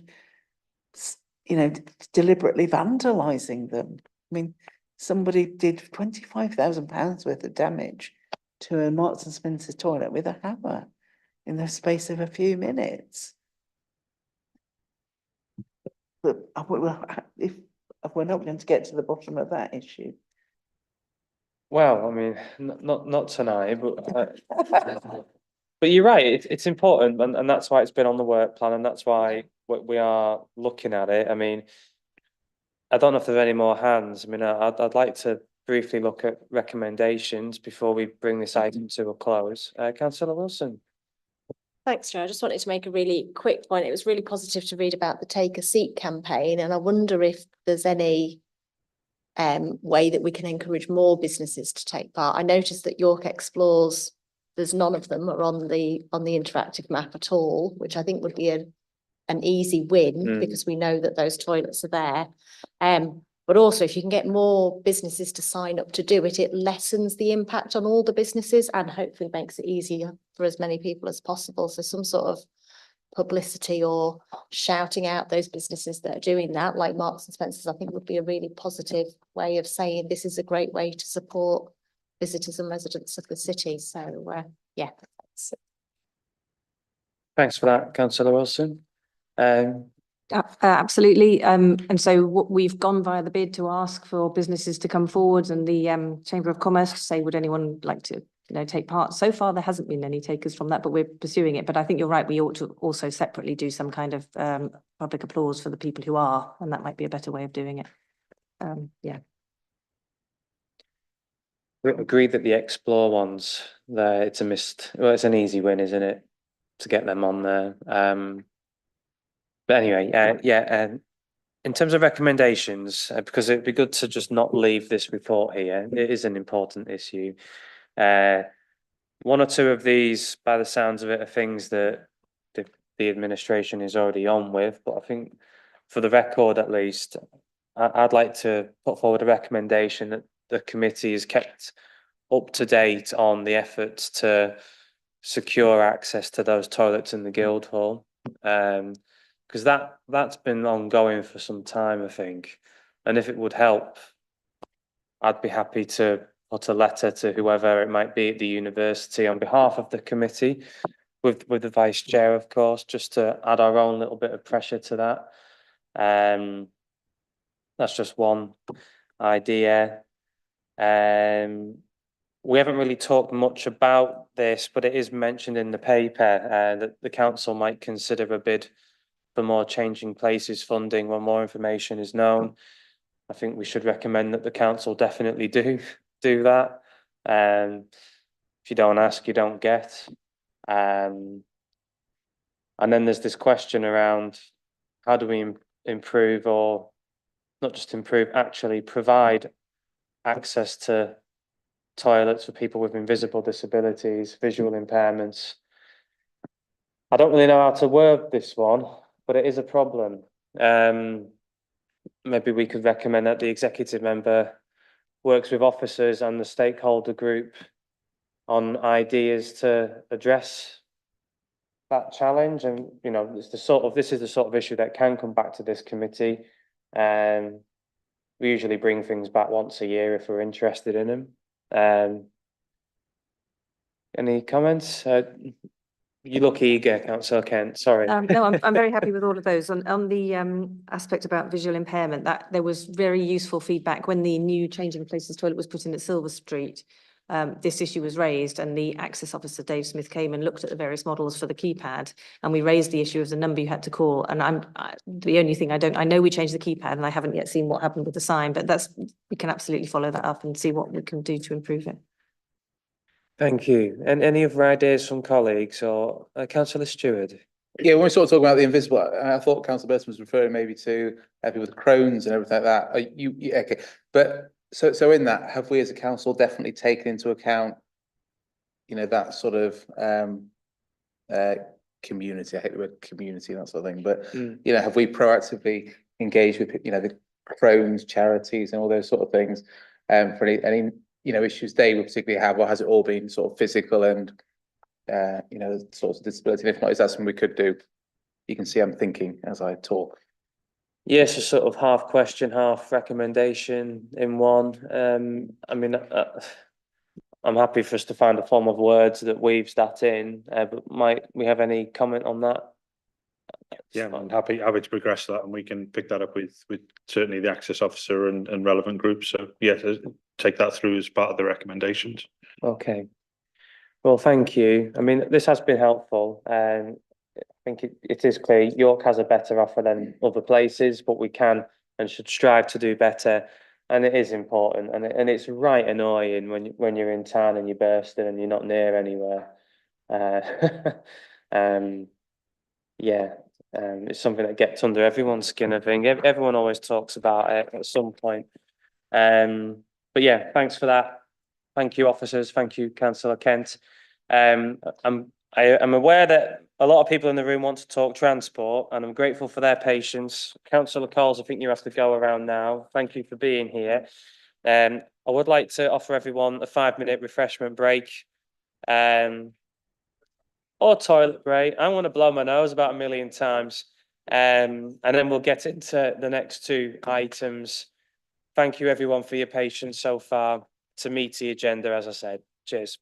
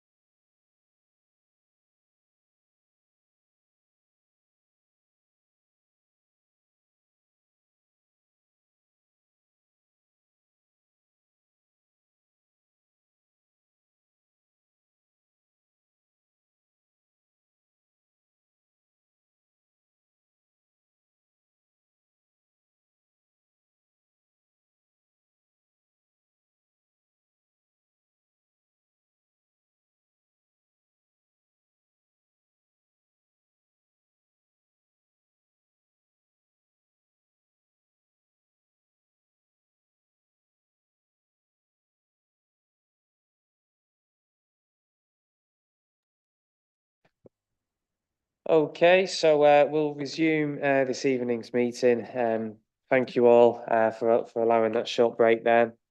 And the next item of business is looking at the local transport strategy implementation plan, which is a real biggie. They're all biggies, but this one feels like one of the biggest of the biggies. We can hopefully take the papers as read, but as ever, if the relevant officer or officers and exec member want to give an opening spiel to open up a discussion, you're very welcome to. I'm not sure how you want to play it. I'll do a really quick opener. I'm aware that time's pressing and you don't want loads of spiel. Just to say, well, first of all, thanks to the public speakers. That was really interesting. There were some common themes emerged and I'll be thinking hard about those. This implementation plan is what we need to do in order to reach the vision that we've set out in our transport strategy. And the things that we've got in here aren't necessarily all funded, because what we wanted to set out was all the measures we need to do so that we are ready to apply for funding for the things that we don't yet have funding for, and also so we can assess how we need to reallocate budget and resource within the council to achieve some of the measures in here. So, you know, whether we're looking at reallocating resource from road maintenance into pavement maintenance in order to get that balance and enable sustainable travel and accessibility. So that's just a bit of an explainer as to why not everything in there is funded, but we still put it in there. The reason it's a 2-year plan, or mostly a 2-year, the plan is to provide us with the foundations for that movement and place plan. But I am aware of the criticisms that have come out of public communication, participation, and it's worth thinking on that further.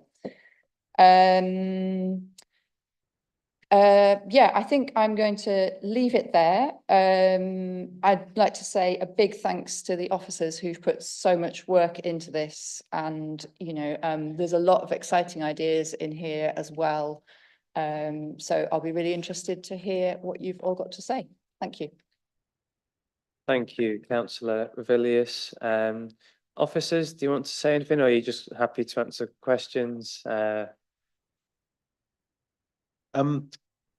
So I think I'm just happy to answer questions. I mean, I think that the main issue at hand here is whether, as members, we feel that the implementation plan, as we set it out, is a proportionate and appropriate response to the issues that we've uncovered with York's transport as a result of all the consultation we did last autumn and winter.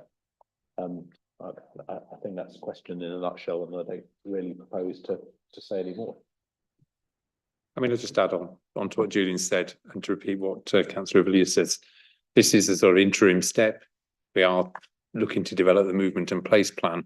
So this is that sort of first step in that process as we develop that and as we move forward, looking for those funding to support the further delivery. So this is to get that first step and to get things in place so we start moving forward and starting to implement the ideas that came out of the local transport strategy, but also the movement to plan place framework, which were approved back in July.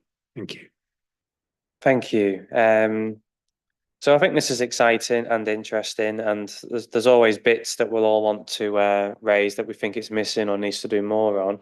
I see the hands. I'd like committee members to, because we could all so easily go down thousands of rabbit holes with this. If we can think about, if you have 2 or 3 questions that you want to ask, yeah, just think about which ones you really want this committee to hear, because I'm sure a lot of stuff could be done by email, and you could get answers by email that won't necessarily need to change the direction of our discussions tonight.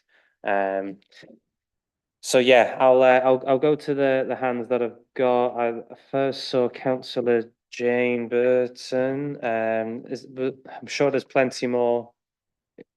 I'll go Councillor Fenton, then Councillor Hook, then Councillor Stewart. That's my list so far. Councillor Wilson. Let's get them all out of the way. Councillor Jane Burton, the floor is yours. Okay, I welcome a lot of what's in the strategy, but what I'm alarmed about is that there is a lot of mention of cars being used with people. There's not a lot of mention of cars being used by people who have no other option. And I think we're going back to the blue badge ban days, and I'm just alarmed about that. There's a lot of talk about wheeling, but what about people who, like myself, are ambulant just about, but don't wheel? The distances in some of this are a bit alarming. That sort of having car parking 150 metres away from target places. Sorry, I'm just getting to my notes on this. There are actually spaces available outside the Castle Museum in the sort of the art horseshoey sort of place with the tree in the middle and everything. Very pretty place. Some people might think it would spoil the look of it to have cars there, but I personally wouldn't think that would spoil the look. I think it would be a good look for York. It would say York's open for disabled people. The art gallery right in front, there are spaces there, Theatre Royal. London museums and galleries have these. Why not York? Why the reluctance? It's not in the plan, but there are things in there. I'm happy to give over my copy to the writers of the report, because I can't, if we sort of concentrated on mine, we might be here for quite a while. But I'm really concerned about the lack of consideration to people with disabilities who can't wheel, who can't use an adaptive cycle, who can't walk far. And also there's a lot of well, not a lot, but there are instances, elderly disabled people are not necessarily vulnerable. We're all vulnerable at one point or another. We're vulnerable as a result of the fact of the social model of disability, because society isn't set up to include us. That's what makes us vulnerable. So if you include us in all the plans, and it's a bit disappointed that we're not more included in this, given the input people have made in the last few years into the council about social model, about transport, about moving about blue badges. I think it's a shame that this language is still coming out. So, and it's older people, not elderly, as well, for older people. So, because not all older people are elderly or frail or vulnerable. But these are just perhaps little issues. I might come back with some more of my points. Yeah. But it's right through this. Traffic filter, so that people can get from Micklegate to Tower Street. How are disabled people going to access Coney Street or the Empire Theatre? Lots of shops and places where you can park down Cumberland Street, etc. That's not mentioned. That worries me, because the lack of this sort of mention could mean that we're overlooked altogether. Don't say it now, then when can you say it? Of course. Say it right from the start. I don't know quite how I'd get to West offices in this new scheme. Yeah. I think a lot of people, and including the Civic Trust, have said, make a filter system to make the buses flow more, but also that's for blue lights, blue badges, and other emergency situations. If you think about the city centre and the blue badge issue, how everybody thought we're going to be overrun with blue badge holders in the city centre, it hasn't happened. But people are back as much as possible in the city centre. One thing I picked up, that disabled cyclists are not allowed back in the city centre. And I was thinking about this. What about if they show their badge when they're going into the city centre at Goodram Gate or at Blake Street? It's just something I picked up in this report, because now that we're allowed back in with our cars, if we have a blue badge, why not the blue badge holders who use a cycle to be mobile? And I'll stop there. So obviously I could go on and on. Well, yes, but it's all valuable, Councillor Burton, and I'm grateful for you raising those issues. There's a theme there, and if I may with a supplementary, and then I'll ask for a response. One question I was going to ask is, and it relates to what one of the public speakers raised, is that the implementation plan and the strategy talks about how the council will hopefully adopt LTM 120, and it wants to focus on that, which is a great thing. But the same emphasis isn't being applied to this DFT document called Inclusive Mobility, I believe. And so I think my question was simply, can that document have the same weight as LTM 120 in the local transport strategy work and implementation? But Councillor Burton's raised issues further to that and some specific aspects, particularly the Micklegate to Tower Street. Like it's been in the news as well, hasn't it? This idea that it's like a bus filter. You know what I mean. Sorry, a long day, and I'm not feeling 100%. So yeah, there's a lot there to respond to. It would be welcome to hear what you might have to say.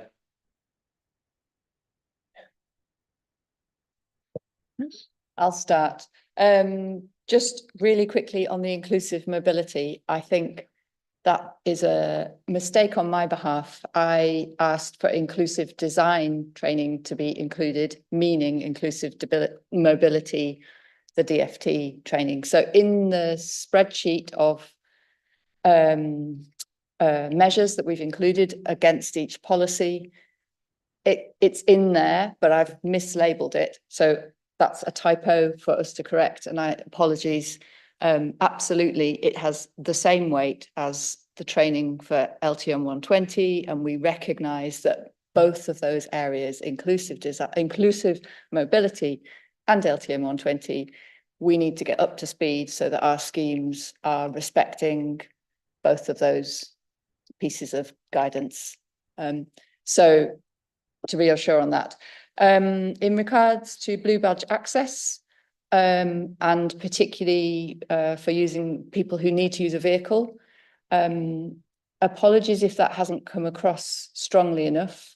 In the very first policy in that table of the spreadsheet, it says increase city centre blue badge parking provision and ensure a good dispersal to enable access to all areas of the city centre.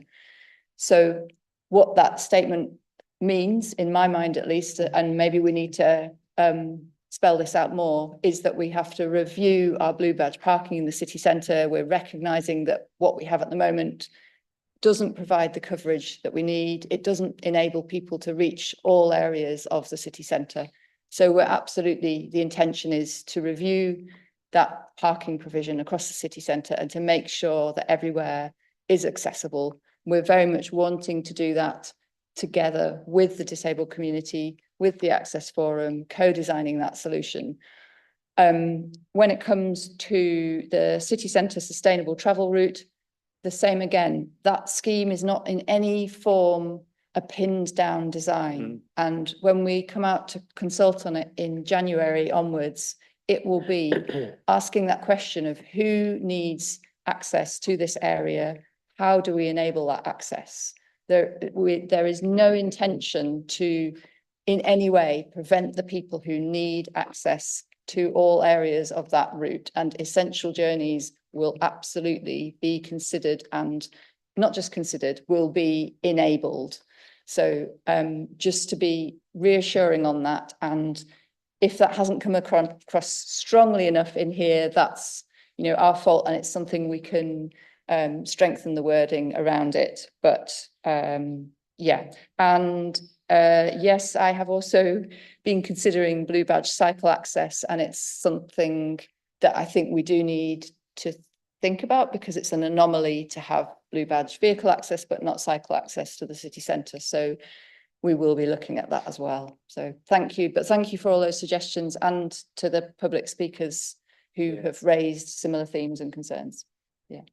Appreciate the response there, councillor Aurelius, and on the points around certain things not being as clear as you might have hoped for or intended.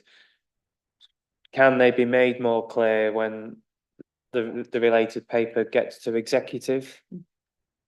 Absolutely, Yeah. definitely. We can take that away and, you know, sharpen up the wording to make that clear. Yeah.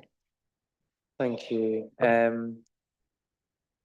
Right, I'll move down my main list. Councillor Fenton. Thank you. Thank you, Chair, and thank you for the opportunity to input into the development of the implementation plan. I'll probably follow up in writing, but just pick out some of the key sort of observations.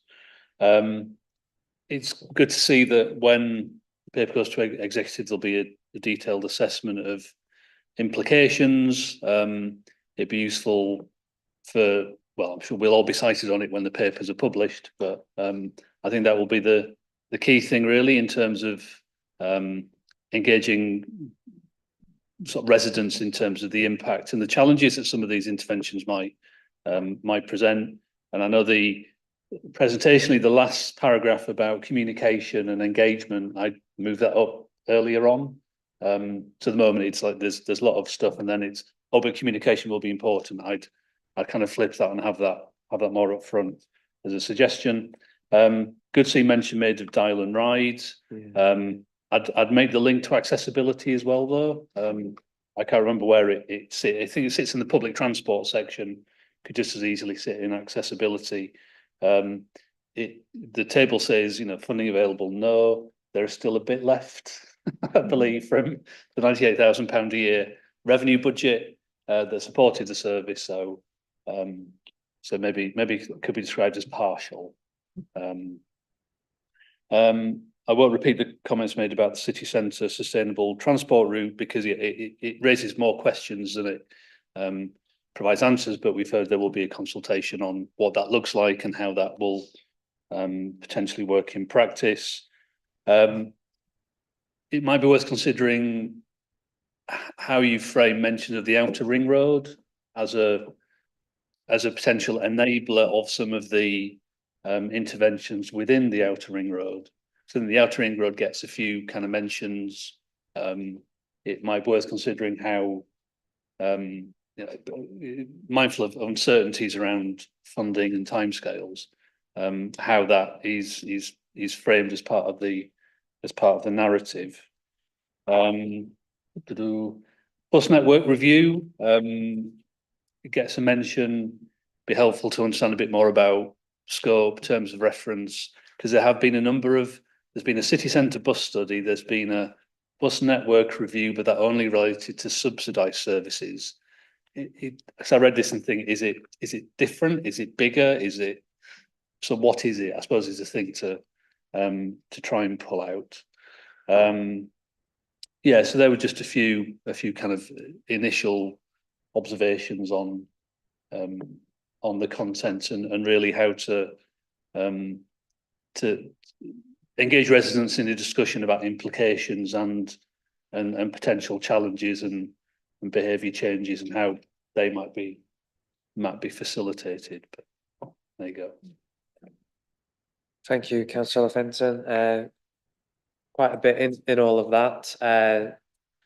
Might any of you want to respond to any or all of it, or? Yes, certainly. We thank you for those observations, Councillor Fenton. They're very useful. Just to provide a little bit of clarity, I think, about the bus network review.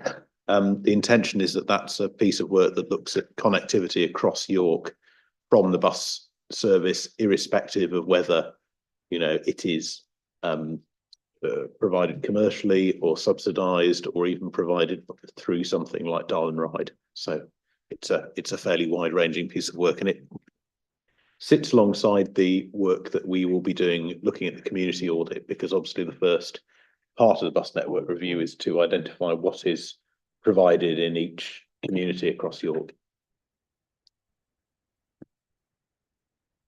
think also just the other thing that you raised about engagement and comms being absolutely crucial, I'd agree with that. I think this is a sort of civic project, really, and we need to build the engagement comms machinery around it with that in mind. And a lot of that will be taken forward through the engagement comms package that sits alongside the movement and place plan. Thank you. I'll come back to my main list. Sorry, clicking between all sorts here. Councillor Hook, you're next. Thank you. Thank you, Chair.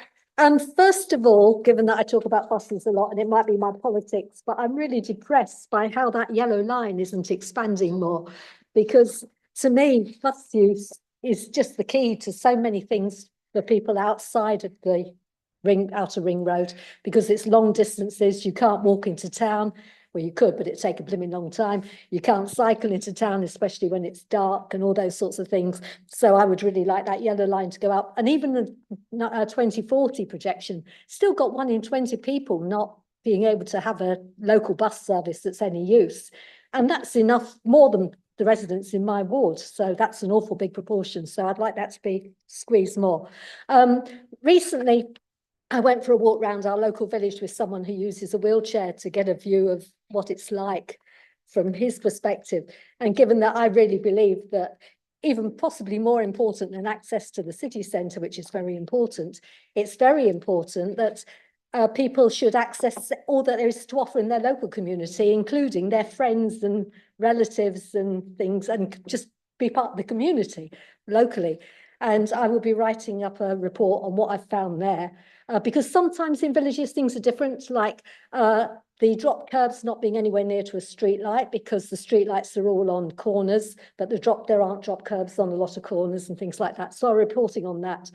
The other thing is not quite as impressive as Councillor Burton's pink thing is, but I've got a lot of red here, which I will also put to you in writing. But I have done a lot of big red ticks on this, so there's a lot that I do like. But before I can actually write to you, can I ask 2 questions, just technical ones?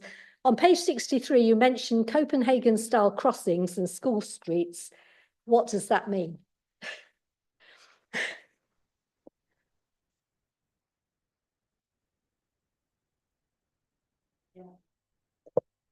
Happy to do that. I'll just quickly go back when you talked about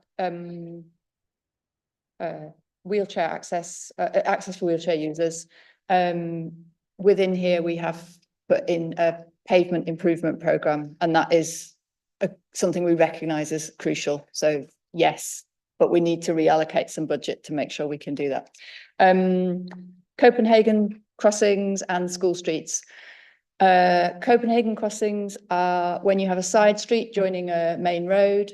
It's a crossing that gives priority to pedestrians and cyclists over that side street. It's often a kind of raised crossing, so that, and drivers are requested to give way before that crossing. So it's a way of just enacting the hierarchy that we have, so that pedestrians and cyclists have that priority, and then they have a smooth and continuous journey up the road. And school streets are something that's been very, very successful in other local authorities. It's where for a short part of the day during the school drop-off and during the school pickup, a road has a traffic filter which prevents through traffic. It still allows essential journeys, it still allows residents to access, but it stops it being a through road at those times, and it really, really boosts families' ability to walk, cycle and get the bus to school. We currently don't have legislative powers to enforce a school street.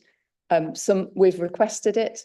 Other local authorities do have that power, and when they do, it's a really, really successful measure, and it's a good sort of way of feeling how a neighbourhood can change. So it's something that we know there are a lot of schools in York who would very much like to try having a school street, and we've requested that power from the government, and we will look at how we might be able to implement it. Sorry, I can just add in there that obviously the movement and place plan framework sets the importance of not just the city centre, but also of the sort of outlying communities. So it's not just recognising movement in the city centre, but it's recognising that in the suburbs and the villages around York. And that is also picked up in the local cycling and walking implementation plan, which we're also talking about this evening, which is looking at how we not just focus on movement around the city centre, but we ensure those local centres receive a similar treatment so they can also be very accessible for people. And that helps us then target that reduction in traffic, which the local transport strategy seeks to do by dropping that by 20%.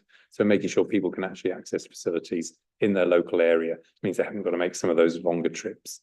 So all those sort of things fit together. Thank you. Thank you. Next, I've got Councillor Stewart. Thanks, Jay. Yeah, I mean, I've been interested to watch how things have evolved with the transport. The one point I'll make, and the one point I do feel very strongly about, is the 2-year time frame. And obviously, we've heard from Tony, I think Neil as well mentioned it, and probably Anna. For me, I just don't think the 2-year time frame is long enough. I understand in the report we talk about, we haven't got the funding guarantees and everything like that. I absolutely think, it needs to be several years that we're looking at for an implementation strategy. And that doesn't mean we can have everything certain, not least because of the funding point. But, Councillor Fenton made a great series of points about things that he thought, would be worth looking at. And on all of those, I thought you just can't do that in 2 years. You can't do those in 2 years. Councillor Hook's point about, or all Councillor Hook's points about buses, and she mentioned Copenhagen crossing. I mean, I was in Norway, and there was a sort of road which was the most natural shared space ever. But you could tell it was like probably, I don't know, 20 years old or something like that. Now, that's the sort of thing we just wouldn't be doing if we were doing it 2 years worth of stuff, apart from in very specific areas. So I think all of these things need to be looked at from a much longer viewpoint. And also in 2 years, we're just about getting going, with the mayor, aren't we? The mayoralty and everything like that. And also 2 years is taking us to nearly the end of the current administration. Whereas I think the whole point about these things is it has to be York's journey that we're setting off on.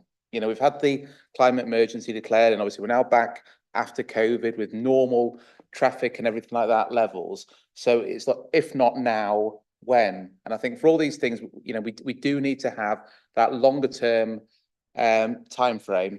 Because if you think, from my point of view, ward-wise, and at one of the meetings I said to Julian, well, would this all be city centre? And Julian obviously rightly said, well, no, it's the people in the villages that there's the greatest potential for.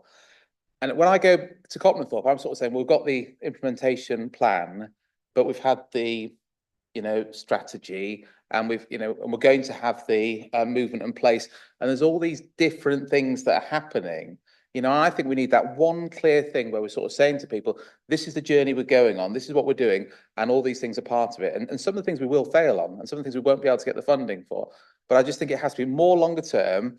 I think it has to be cross-party wherever possible. And I don't just mean everyone has to agree. And I mean sort of, we have to think we're not just an administration for 2 years and then it'll be somebody else.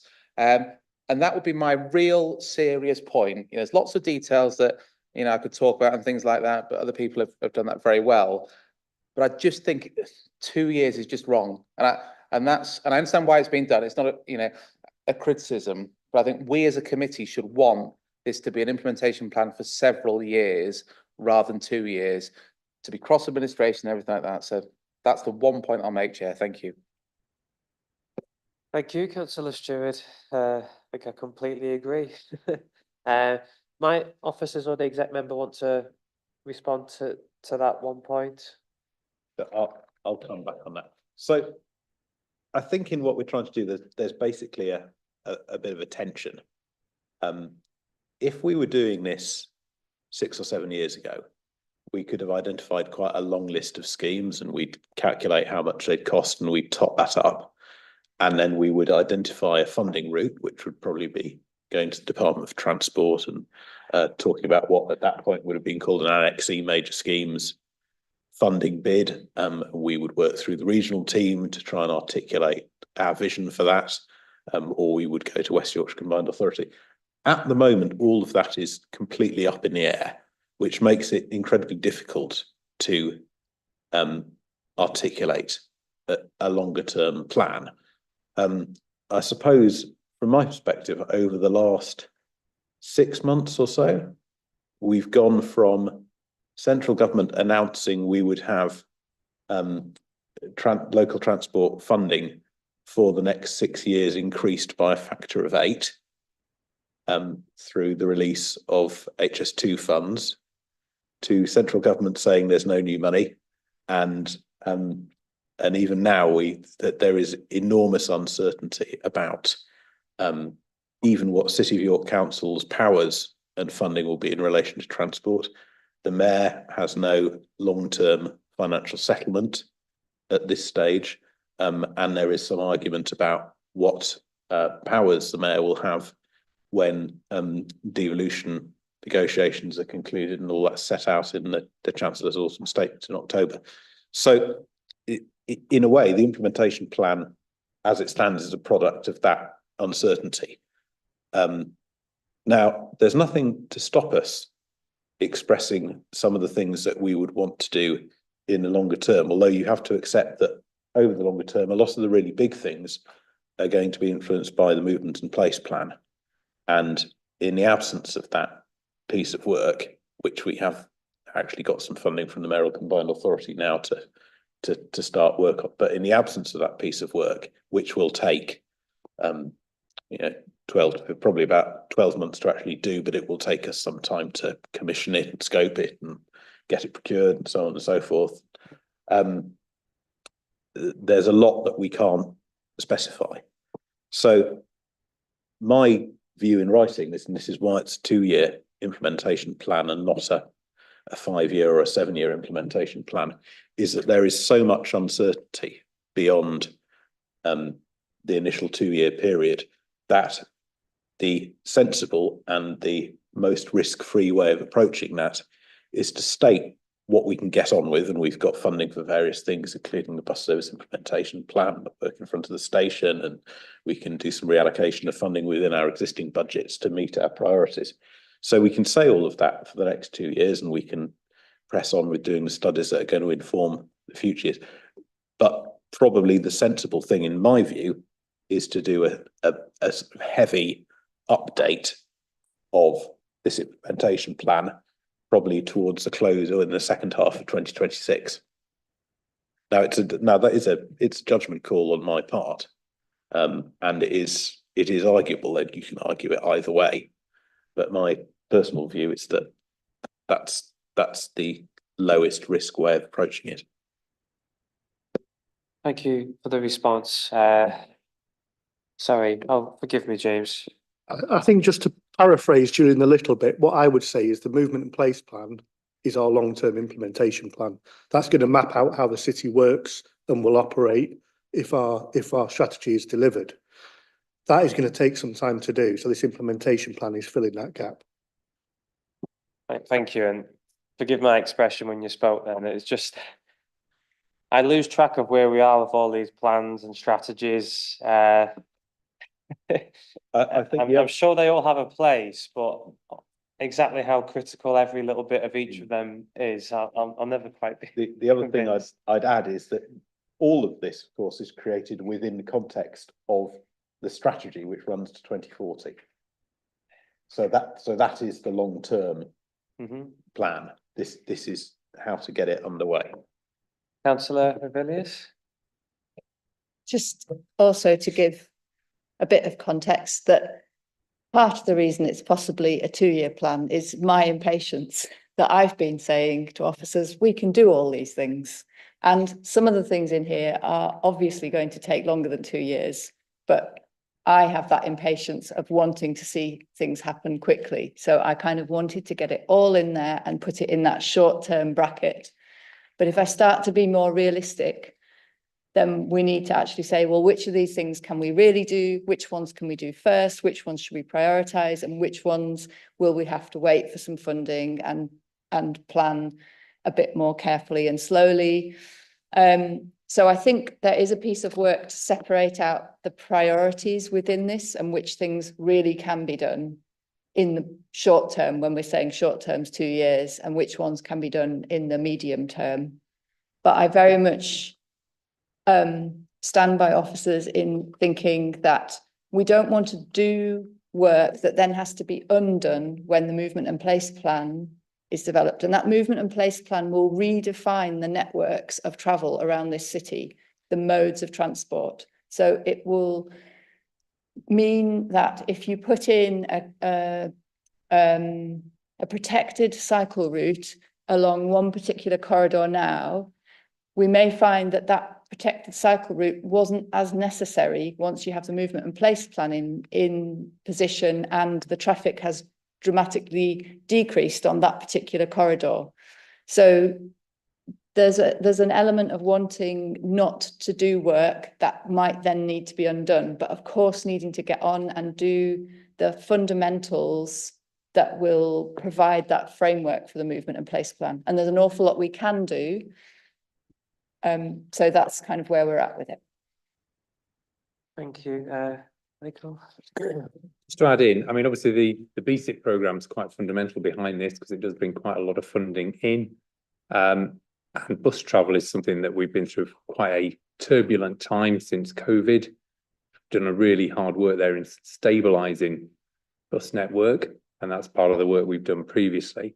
And now it's about growing that back and making it perform better and making sure people that. So we've got the electric buses now, we've got the fares initiatives, but also in the background to that, we've got the infrastructure coming forward, which has been in development. So that will help in growing back, and that will be delivered in the next couple of years. So that'll set a really good point that those pieces of work will come forward and will help to deliver in terms of the transport strategy. So they sit really key behind the implementation plan. Thank you. I'll return back to my main list if I may, because time's obviously moving on. Councillor Wilson, you're next. Thanks for your patience. Thank you, Chair. In comparison to what other people have said, I was going to focus on what I think are possibly a couple of quickish wins, partially related to what Councillor Hook was saying about bus use, particularly from outside of the city centre, and whether there's capacity to do things like extend some of the park and ride services to being 24 hours. So I've had conversations with people who live in villages who are going somewhere else, like getting a train from York somewhere, and because they can't use the park and ride, are either using the car park and driving into the city centre, because even though park and ride would be quicker and greener and all of those things, they can't do it, as well as weekend visitors who can't leave their cars at the park and ride for the weekend, which just seems like that would be quite a quick win for reducing those cars in. And I know I've spoken to colleagues from other parties who've had those conversations with me, and so they just have no choice. So that was one quick question. And then my other quick question is something that with my York Bike Bells hat we're working on is, and I know that there's loads of little community groups working on enhancing green infrastructure along various routes, and sometimes come across barriers in terms of working with different council departments and trying to look at how we do that. So it was kind of thinking about how those sorts of things, which are pretty quick wins that we can make a difference quite quickly, how that will be sort of prioritised and progressed, and also does it or can it fit in well with the current maintenance programmes that we've got, because that would be, again, I feel a relatively quick win that will be obviously great for the environment as well as that sort of green infrastructure along those routes. So yeah, that was it. Thank you. So just to come back on the park and ride one, and it picks back up on the bus service improvement plan work. One of the key elements of that is the creation of multimodal hubs at the park and ride sites. So at the moment, as you say, we've got big car parks there. They're not operating all hours. One of the things that's been brought forward as part of the bus service improvement programme are these hubs where we can actually have longer stay parking. Now, it may not be a fully 24-hour bus service operating, but what it would be is an extended hours service and then an at-call service, so maybe a taxi service if someone did want to get a vehicle out at an antisocial hour. Because to run a bus at 2 o'clock in the morning may not actually be very commercially viable, and we'd have to look at that and how that would actually work. Just to be more clear, it was more being able to leave your cars. It's not necessarily being able to use the buses, it's being able to leave cars there for a longer period of time that I think with this, the particular point, but. Yes, sorry, so this would be about people coming for longer stays in York. So if you do get to the multimodal hub, you could change to any mode. You could change to a non-park and ride bus. You could change to a, to a taxi. You could change to a park and ride bus. You could walk. You could bring your own bike. There are lots of options that hub would give you, where you can change to a different type of mode. That doesn't have to be the park and ride service, which is why moving away from just calling them park and ride car parks is really key, because they become these hubs. You can change mode. They're open for longer hours. The parking becomes secure for that time, because that's really important, that people, if they're going to leave their vehicles, can leave them securely, and they know that they'll be there when they come back and not damaged. So that's really a key element of delivering on the BSIP, that we get much more out of the park and ride car park asset. We get much more usage out of it. It enables them to become much more of a facility. And we've had conversations, I know, with people about, do we want cycle repair things there? Do we want cafes in them, which are done at other park and ride facilities? Now, I can't say that might come in the first phase, but there are certainly things that be considered. But giving people that option, if you're coming to visit York, you're coming to work in York, you're coming to travel by train, you can actually park at the park and ride hub. It takes traffic out of the city centre, takes car park, and it makes much more out of that asset. So that's a really key element, and hopefully we can deliver that quite soon. Thank you for that. Next on the list, I've got Councillor Healy, then Councillor Merritt. Thank you. Thank you, Chair. I did have quite a few questions, but I'll not ask them, and I'll just focus on one. The speech part of this, if you could update the paper so it does bring out the fact sort of more forcefully that due to the uncertain funding arrangements, which is acceptable because we do have a new government after 14 years of Tory rule, which everyone likes to say around here, that I think would help the understanding of it. So the question that we're asking on page 68, when you do say about in improving public transport package 4, the George Hudson, Micklegate, Ousbridge, Clifford Street, Howard Street changes, can you just explain in sort of simple language what you mean by an essential journey is prioritised using a traffic filter? What does that actually mean? I'll start by saying that if you put a traffic filter in, there's then a decision. It's a camera operated filter, and you decide what traffic can go through that filter. So essential journeys could be delivery of freight to businesses. So it could be blue badge holders who need to access and can't access in another way.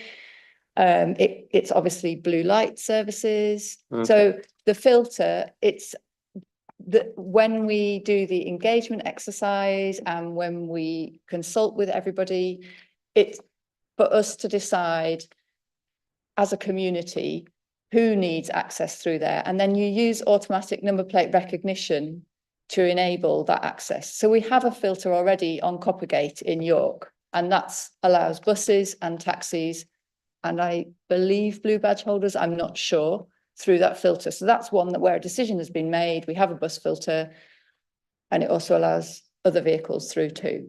So that's when we look at introducing a traffic filter along that corridor, then it will be very much part of the engagement exercise to understand what kind of access will it enable, who do we need to enable to come through, and how do we make sure we can do that using the technology we have available. Okay, thanks. Thank you. Councillor Merritt.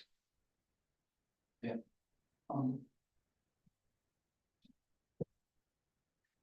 I wanted to pick up some of Tony May's questions, because I think quite a lot of them are quite important questions to answer, and his challenge over the issue of the subsidiary plans. I think his point about the number of developments that are going to come forward in the fairly immediate future is a particularly important one, and we know that the local plan does not properly address design for sustainable travel and patterns within it. It was very little strengthened at the inquiry, despite the challenges from the Civic Trust and others, and some of the ones I was involved with at the time. We will, however, hopefully have the new MPF within, what is it, for 3 months' time, which will make specific reference to vision-led transport.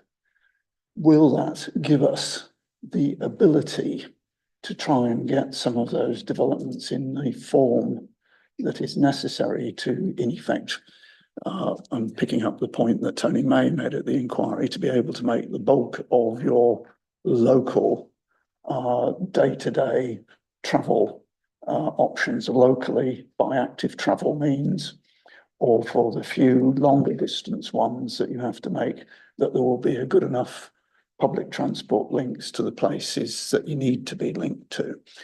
Because if we have all those applications in, we will prejudice so much of what we can do for these peripheral developments. We will not be able to turn around the car-based nature that is likely to happen otherwise. So whether that needs all 5 or 6 of the subsidiary documents is one question I'd want to ask. And can we accelerate the ones that would be critical to ensuring that we get the right forms of those new developments, that we don't prejudice our transport future? Thank you, Councillor Merritt. Any responses to that? Yes, of course. I think they're legitimate concerns. I mean, I know from the negotiation that I've done with developers, it's a constant battle. I think in terms of which documents do we have to produce, quickly in order to inform that discussion? I mean, the main one is obviously the transport supplementary planning document to the local plan. And that is already in the accelerated work plan for the local plan, I think. To a lesser extent, it's the highway design guide. Highway design guide will obviously be essential in setting out how highways will be constructed and how new developments might be master planned. But I think that's less crucial. It's the transport supplementary planning document that's going to be the really critical one. I think in terms of negotiation with developers, that is another quite difficult area. Again, it's to some extent with the re-release of NPPF, it's in flux, and we're waiting to have guidance on what that looks like when the pieces finally land. Certainly from York's perspective, we try and get as much sustainable transport infrastructure, be that footpaths, cycling facilities, and bus services out of developers as we can. I think another thing that another point that I'll make about the strategy, which is touched upon within the strategy, is the important role that the work that our travel units at iTravel do, working with developers to try and ensure that new residents take up sustainable travel patterns. And that is something that we are really going to try and develop as part of this strategy. Thank you. Councillor Rebellious, that's supplementary.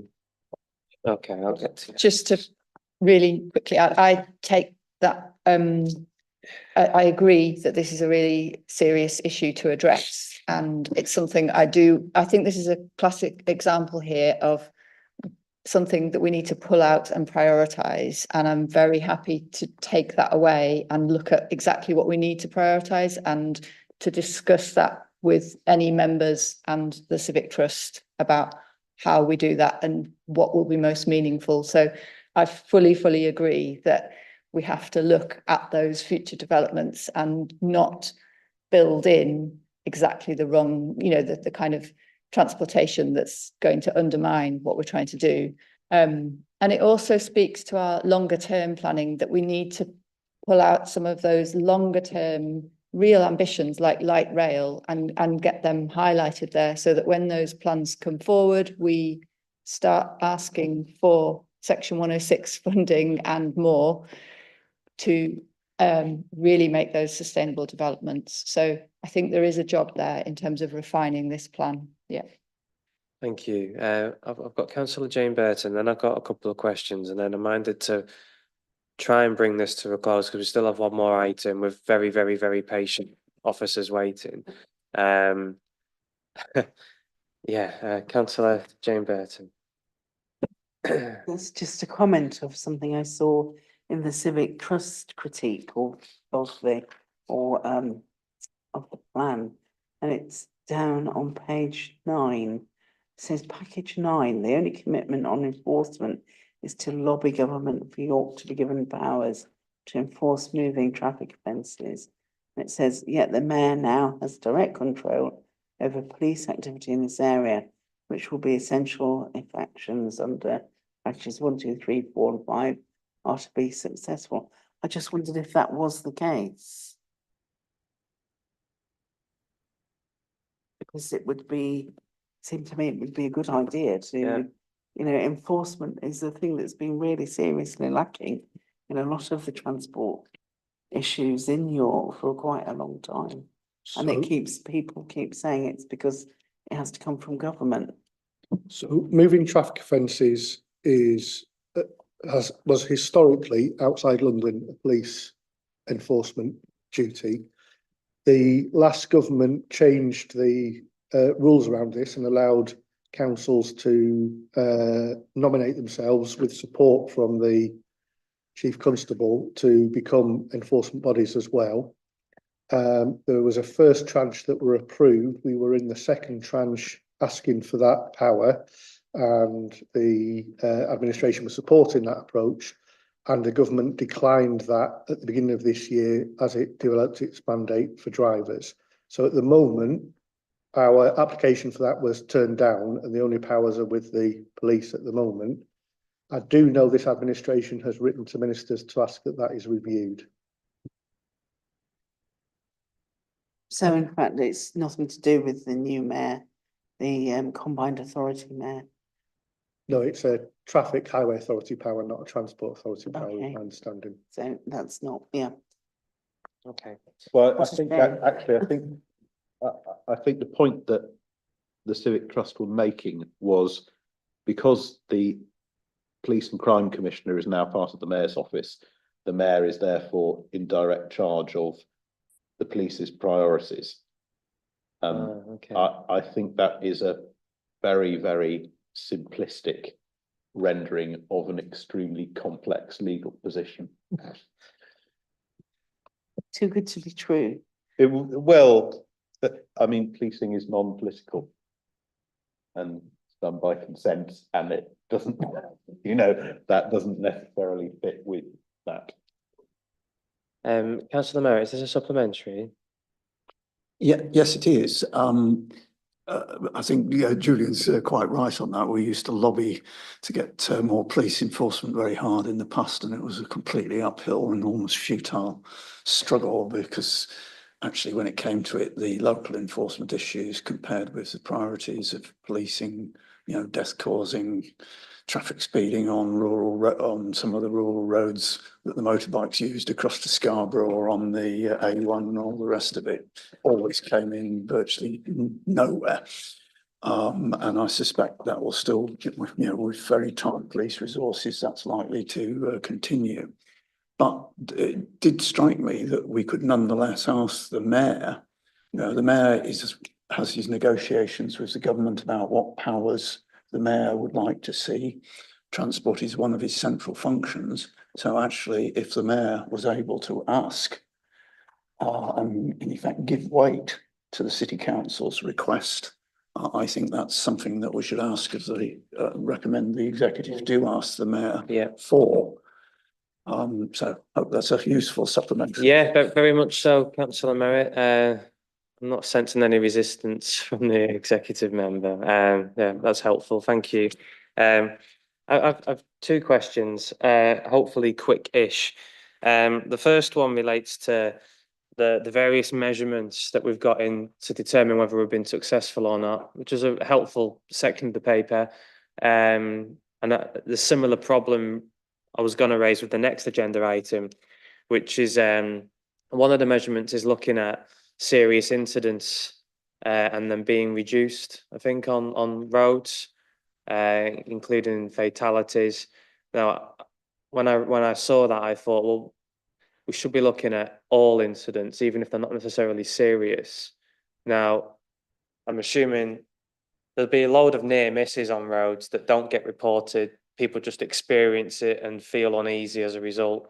But I'm guessing some incidents, even if they're not serious, are logged and therefore could be counted, because that would then inform whether our roads are feeling safer. And I feel like we're missing a trick if we're only looking at the worst incidents and events on roads and reducing them as a measure of success. Even daily unease and small incidents are a problem on many roads. Is that something that this strategy could amend in its measurements? Do you get the section I'm on about? Yeah, absolutely. I mean, the way that data is collected about road casualties is through something called the Stats 19 form, which police, it's information the police collect about every incident, whether that's slight or severe, which means it involves a hospital stay, or fatal. We get that information and we do collate it. We could count it and quote it. The thing that obviously we don't know everything about is all of the accidents that don't get reported. So there's an awful lot of accidents that don't get reported for various reasons. We know a little bit about it because we get emailed by people and contacted by people who have bad experiences out on the road. Yeah. And we do follow some of those up. I mean, we can collect all of this stuff and we can collate it and display it in the strategy. And a big challenge for the strategy, which mustn't be, which I'm very keen not to understate, is that actually the act of pulling all of this data together and collating it, which we haven't sort of done systematically as a local authority for many years, it is quite a substantial task in itself. Yeah. But one thing that will have to form part of this, which I think is probably again referred to in using a single sentence, but actually means a lot, is we will have to set up, systems to collate all of the stuff and check it and report it. So yeah, I mean, we can collect data about all kinds of things. Sorry, it's a long answer to a short question, but yes, we could collect it. Yeah, I mean, but as well as collecting, I'm saying, can it be taken into account? So if we're judging our success with the transport strategy based on a reduction of serious incidents, I'm saying, can we judge that on a reduction of all incidents that we are aware of? Yeah, we could. Because I think that would be small but significant, I'd say. Councillor Villiers? Just going to quickly add, I totally pick up your point and think it would be good to record the slight injuries as well. Possibly the reason why we particularly picked out the fatal and serious is because that aligns. Vision Zero is having 0 fatal or serious casualties by 2040. So we picked those out because that is our commitment in the policy. Yeah. But you're absolutely right that of course we should also care and want to reduce the slight as well. So it could easily be in there. Yeah, thank you. Councillor Wilson. Thanks, Chair. Just a very quick supplemental. So with my previous day job supporting people into cycling, I probably supported about 50 people over last year and this year. And one of the things they report is that exact feeling of they don't cycle as much as they would have done because of that near miss and that risk. So I think as well as it being really useful to collect, if we could work on it, it would also make people more likely to active travel. So it's a very good point, I think. Thank you, Councillor Wilson. Councillor Merritt, supplementary? Yes, Historically, there was a significant issue with the slight stats, and I'm assuming that's probably still the case because of underreporting. There was gross underreporting of slights through that process. But wearing health and safety hats in the engineering industry, it's the slights and the near misses, which aren't reported at all through the police system, that are actually your best indication of where you actually have your potential safety problems, and are very useful to give you a sense of scale. It does, in this day of apps and other things, one wonders whether there isn't a case for us to actually run our own app site to report those slights and near misses, so we actually have a much better evidence base rather than get tied down in the bureaucratic police system. And that's evidenced also by the number, we in the past, we've got much better information out of the hospital than we've got out of the police stats for exactly the same reason. So I think there's something that we could sensibly do there that would really be quite informative. Thank you. Thank you. Councillor Stewart? Just supplementary to supplementary, because Councillor Merritt's mentioned apps. I don't know who does it in terms of whether it be CYC or the transport operators or afraid altogether, but I think that is a major part that we should be majoring on, going forward with transport. People's expectation that if they want to plan a journey on buses or whatever it may be, they can go on an app and it can do it all for, because what's out there is just nowhere near good enough. Coastline, for example, you literally have buses that just disappear, that are literally, you can track them and that they literally disappear. Utterly ridiculous. People want to be able to plan stuff now, don't they? And the whole thing about I am going from here to here, a really good app, I think, would be a big driver of increasing transport in the right sort of ways, and also access to information. So I'm not a cyclist, but apps that you can easily access where the cycle parking is, so you can make a really informed decision from your armchair before you go out. I think that's a really important area. Thank you, Councillor Stewart. My final question, if maybe before wrapping up, is it's about 20 mile an hour. We've had further representation on this sort of cause tonight, and the plan and the implementation plan and the strategy allude to 20 mile an hour quite a lot, but within that, the sort of commitment to it still feels shaky. So we're still looking into it or assessing the pros and cons of it. And I guess what I want to say is that surely enough parts of the country have assessed 20 mile an hour now for us to know whether it would be a good idea to put it in across the whole inner ring road, across the whole city, in this chunk of the city or that chunk of the city. I know there's parts of Holgate I'd love to completely cover in it, frankly. And it would be a far cheaper intervention than re-engineering highways dramatically. So I guess what I'm trying to say is, can we not find the means to just get on with 20 mile an hour a bit faster than what the paper's currently alluding to? I know that's a really blunt and messy way of wording it, but I'm sure you get where I'm coming from. I'll just come in on this. I sympathise fully. There's huge public support from what I'm hearing, and I'm hearing that all the time. We've actually got our very first stakeholder consultation event on 20 miles per hour next week. And the question we'll be posing is, which roads shouldn't be 20 miles per hour? Let's start with the assumption that the entire city was 20 miles per hour. Now let's decide, make the case for which roads shouldn't. So we're actually turning the question on its head.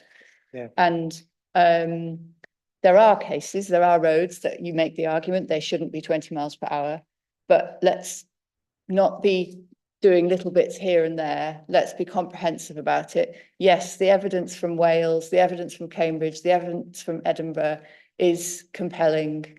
And I think there is a really strong case for far more widespread 20 miles per hour in York.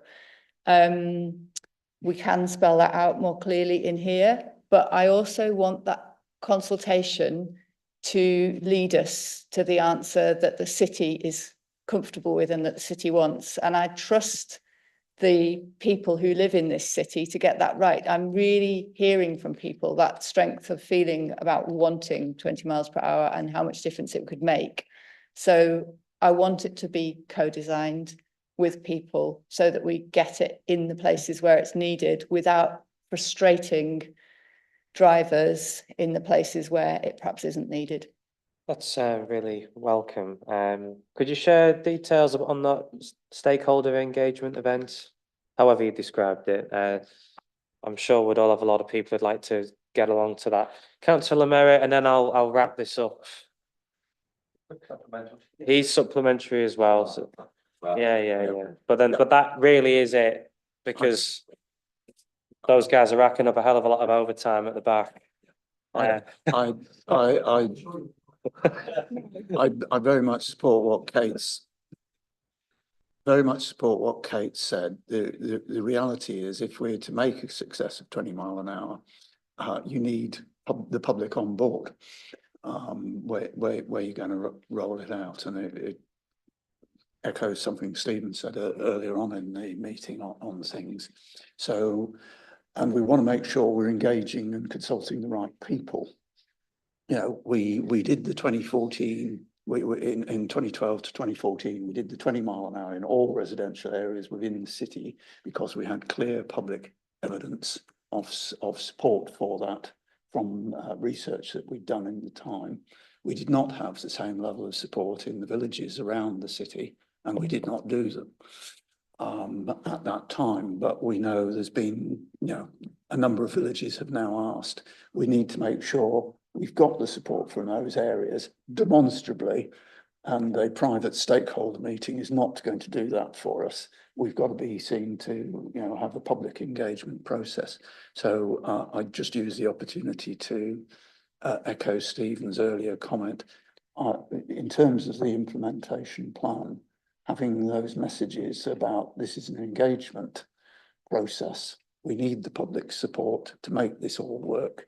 Needs to be, and that sort of part of the plan does need to be at the front of the plan, not at the back.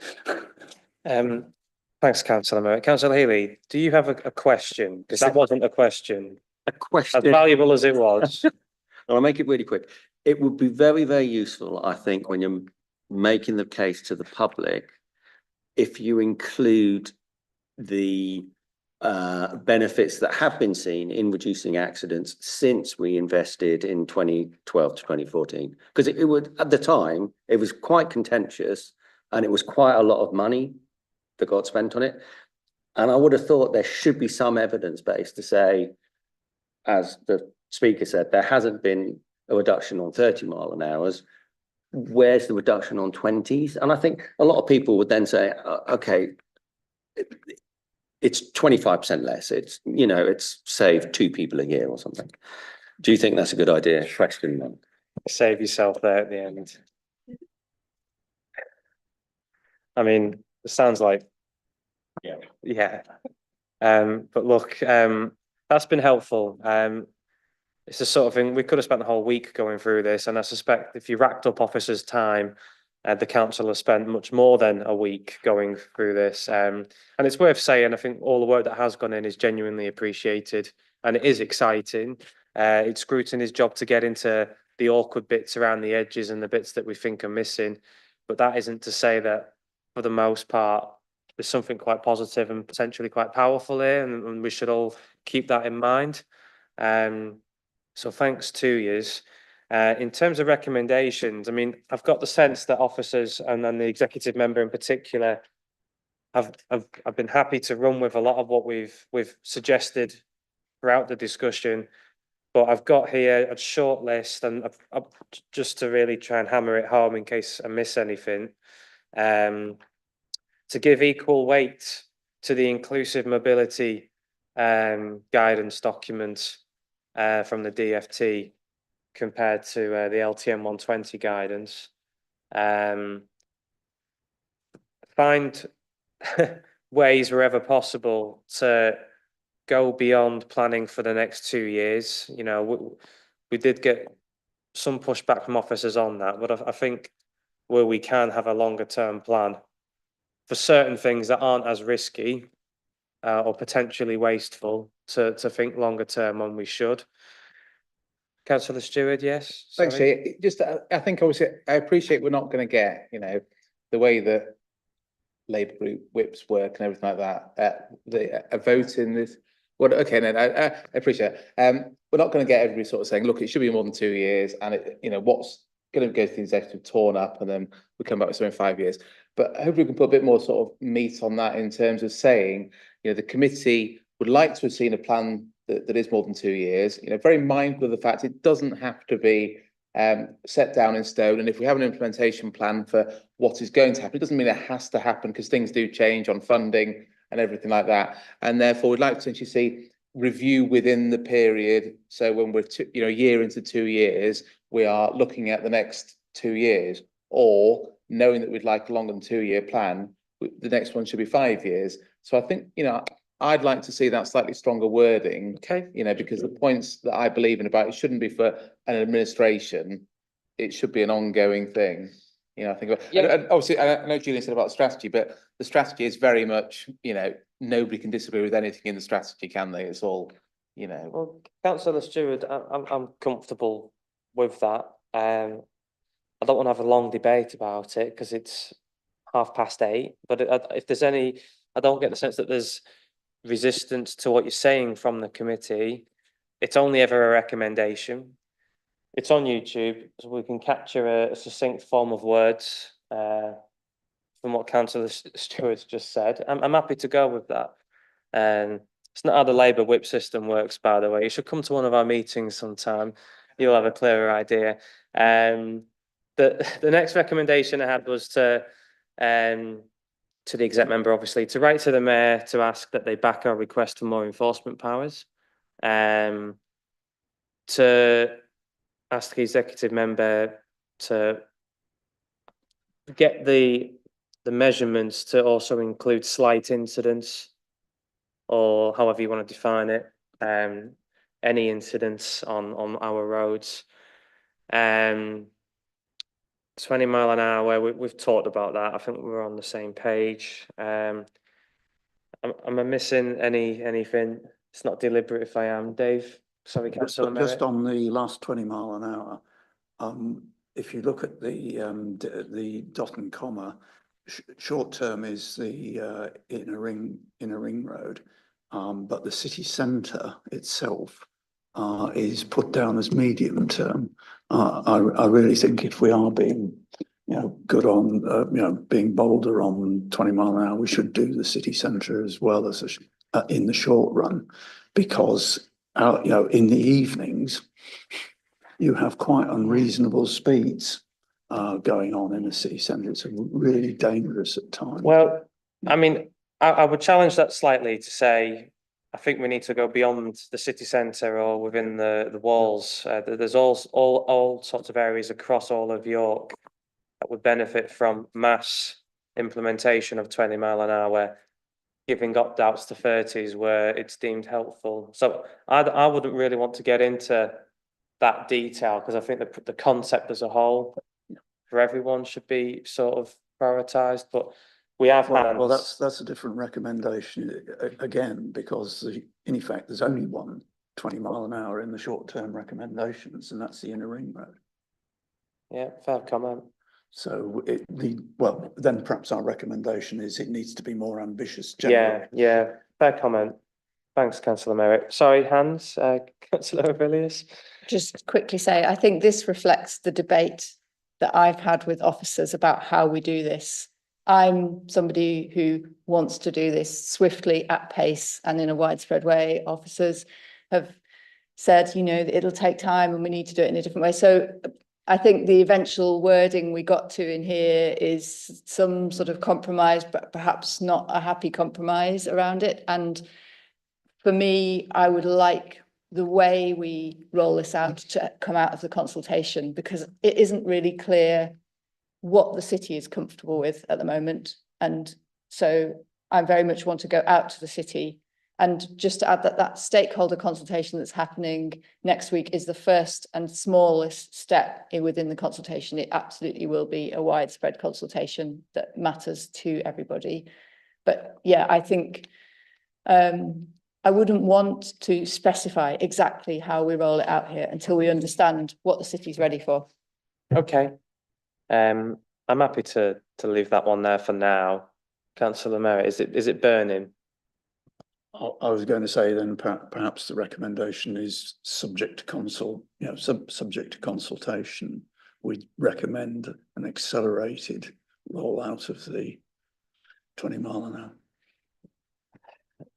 Yeah. I mean, I'm with that. If the committee's happy with it, I'm happy with it. I'm very much assured by the exec members' impatience on it, and I welcome that impatience. I wish more councillors were impatient, but that's just me. Councillor Stewart, and then we are going to move on then to the final item proper. Go on. Thanks, Chair. Yeah, no, just on that sort of point. I think as we look to widen the 20 mile an hour, obviously Councillor Merritt said, when it was looked at before, it was stopped at the villages because the villages, weren't massively keen on it. I think it's a great opportunity now, hopefully, and correct me if I'm wrong, to engage with all the different communities. So, for example, Bishopthorpe has 20, and so I'm starting and having good conversations with people, parish council individuals, about whether they'd like to have 20 mile an hour more across the village, and if so, what that would look like in terms of, which roads may it not be on and that sort of thing. However, as an absolute point of principle, Councillor Hook may have totally different, conversations with people in Poppleton. And so, I hope it would be the administration's position that we wouldn't look for a rural, sort of ruling. We'd look for do these communities want it? And if there's clear evidence the communities don't want it, then, Poppleton could be an outlier one way or Copmanthorpe another. I think that's a really positive way to take things forward. Yeah, fair enough. That's cool, and I think the exec members with you there. But I will close this item now. I'm very grateful to everyone's input. I was doing the supplementaries on that. I've got another recommendation I think we ought to consider. Okay, please be quick if you can. That is in response to what officers were saying about the import of the SPD. When we dealt with it at the local plan working group, transport was a second category SPD. I think we should be making a recommendation to the executive that it needs to be a joint first priority, given the advice that we've had from officers about the import.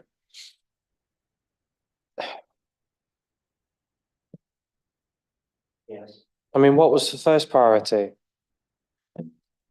I mean, in a way, that was for that committee to feed back on, wasn't it? Yes, but we have our own role. We have our own role here.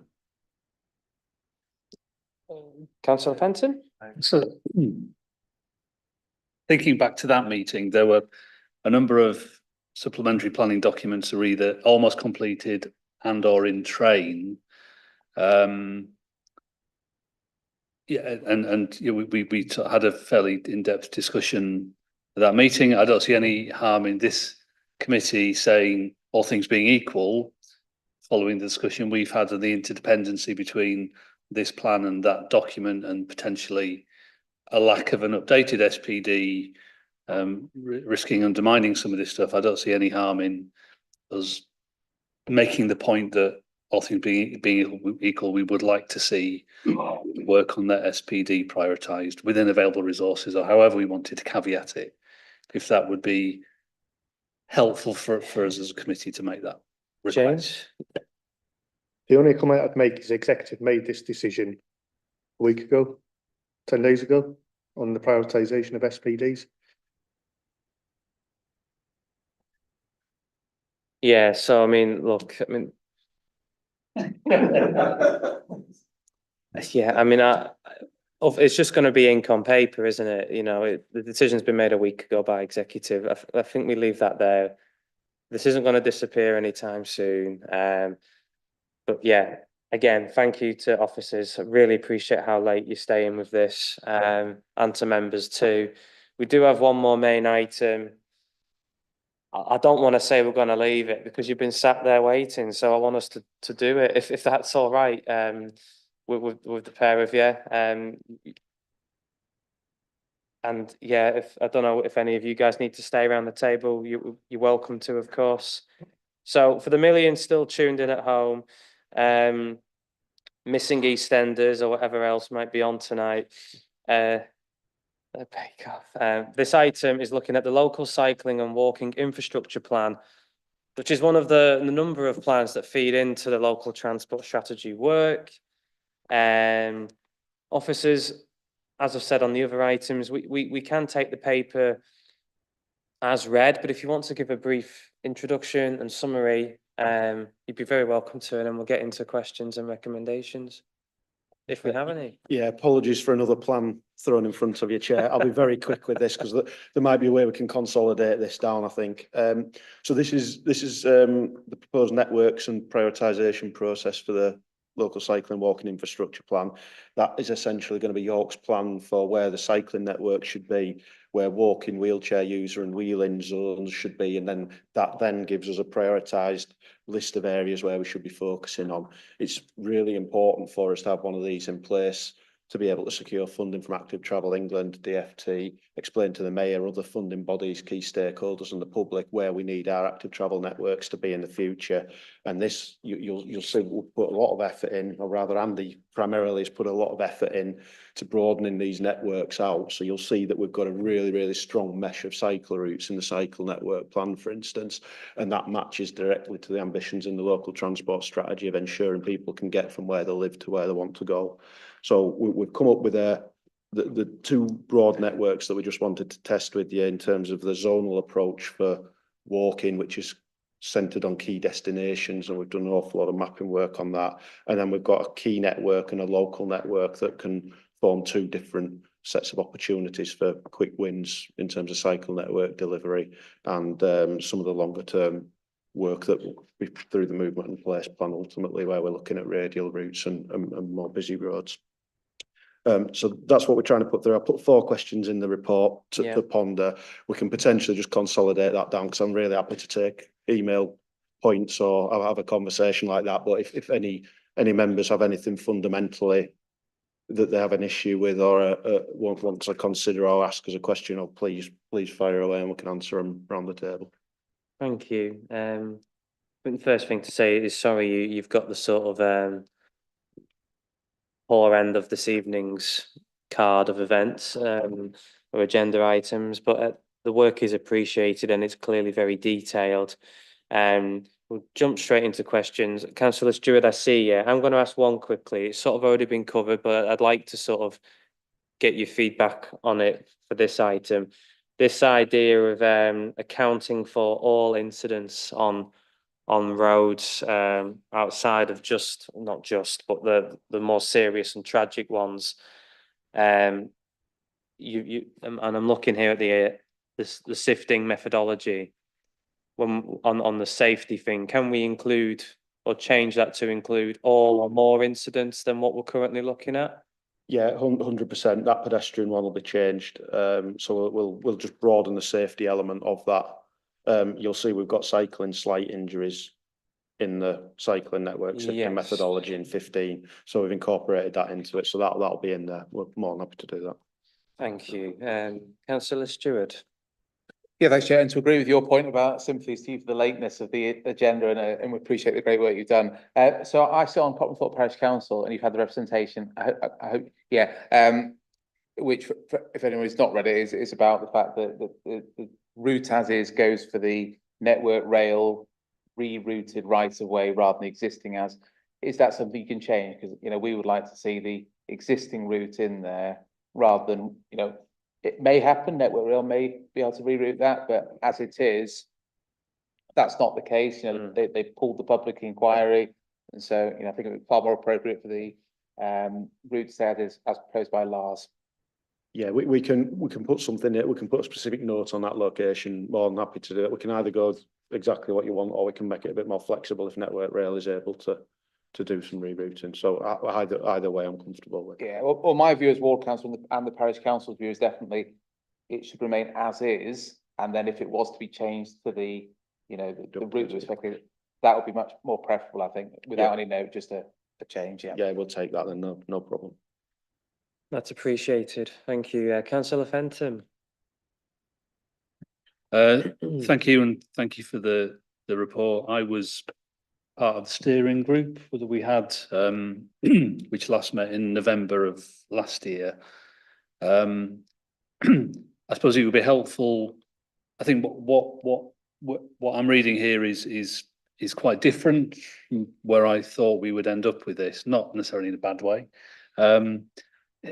Would there be some merit in on the back of the Civic Trust comments, so reconvening that steering group just to do a kind of a sense check that the outputs that we're seeing here kind of match the expectations that members of the steering group have had, and if not, why that is, just to help us understand. You know, we could talk about where everything is ranked on the list, but which I'm sure we would all have a, you know, press the case of something being higher than it is, but that's not what we're here to do.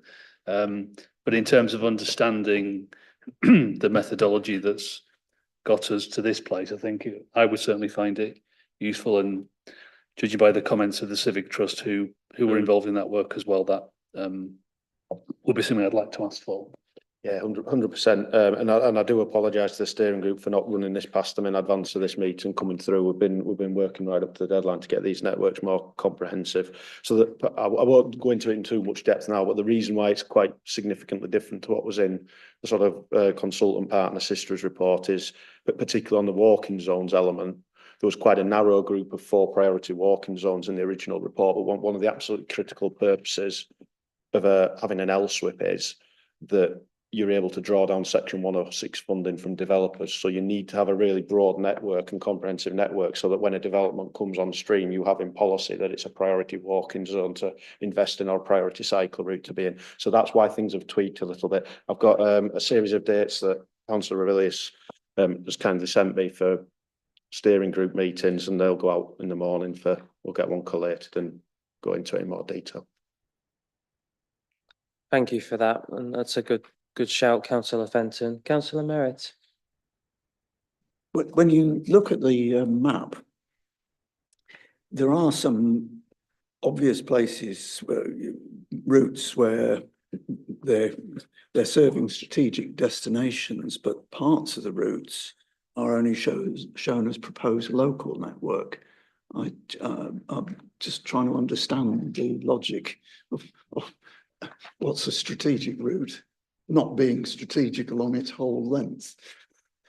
So this is one of the really interesting things about creating it, well, as you well know, about creating a cycle network, is that where do you kind of draw the line between what your key route network is and your local network? So what we've tried to do here is that the routes in red, that key route network, if you like, a strategic cycle network, is your primary core flows. So that's based on the evidence that SISTRA have worked on. So the evidence comes through, there's a propensity to cycle tool that the DFT build that we've been using. SISTRA have also used data on actual users, census data, origin destination patterns. And as you'll see there, that's sort of typically mapped to what we might call more of our core road network across the city. So that's why it is like it is. It's proposed through there. If there's any particular links you think we're missing, I mean, one of the ones that jumps off the page is sort of Shipton Road. You'll see going north up to the 1237, and that's because in the propensity to cycle tool, it's sort of suggesting that people would rather come on the quieter routes through. But if there's anything fundamental, Councillor Merritt, you have to drop us an email. We're more than happy to. The East Campus does not have a strategic route to the west, to the Millennium Bridge, continuous route to Millennium Bridge, which is one of the obvious missing strategic routes. Yeah, we'll take that away. Thank you, Councillor Merritt.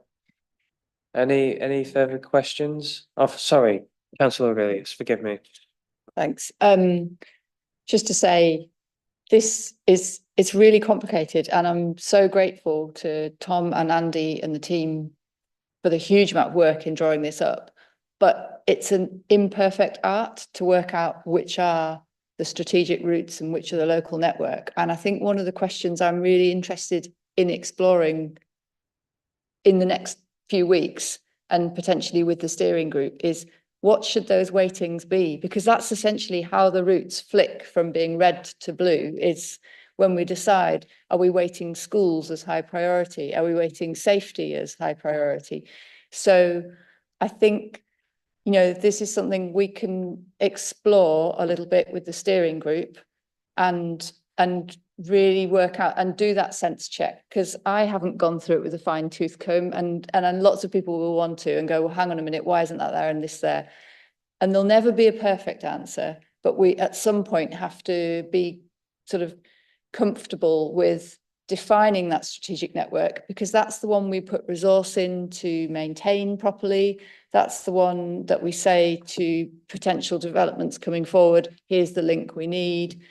So we have to separate it out at some point, and but it might not be exactly where we want it to be now, and I'm very willing to accept that that's probably the case.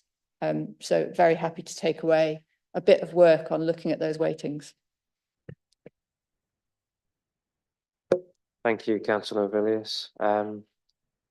Colleagues, any further questions on this or comments? No. Oh, Councillor Stewart. A genuine question. So obviously we've got the steering group and everything like that, but has this had as full a airing as it might have done amongst ward members in general? I don't know, with the ward hat. So I know, for example, about the Copmanthorpe one because it's been a particular ongoing issue. And if the answer is yes, it has been, Councillor says no, would one of the recommendations be that it be circulated to ward members with their ward hats on rather than Yeah, do different things? I think that's really helpful. I'm guessing there's no problem with that. I think no. I'm more than happy to do that.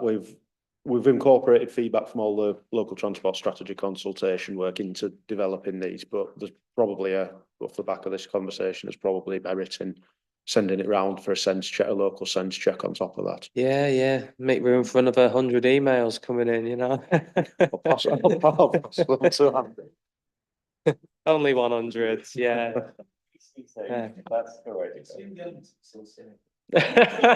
God blimey.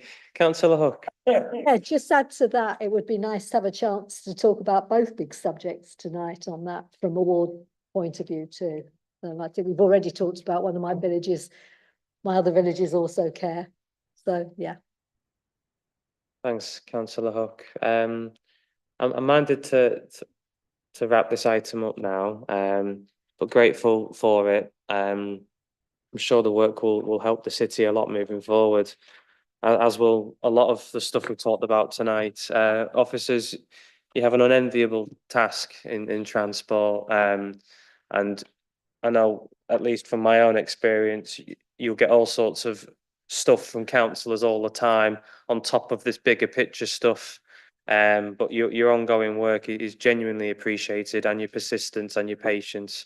So thank you from me, and I'm sure colleagues would agree. Yes, but that's enough soppiness. The next item is looking at the work plan. I mean, we can see it for what it is. It can be changed. Given the time, I'd like to not sort of go into a long discussion about it. We can see what we're looking at for October. Any burning desires to change that? If you don't have anything burning to say, just drop me an email if you do have something else to say. But we'll wrap the meeting up there. I have no urgent business. Thank you everyone once again. Cheers.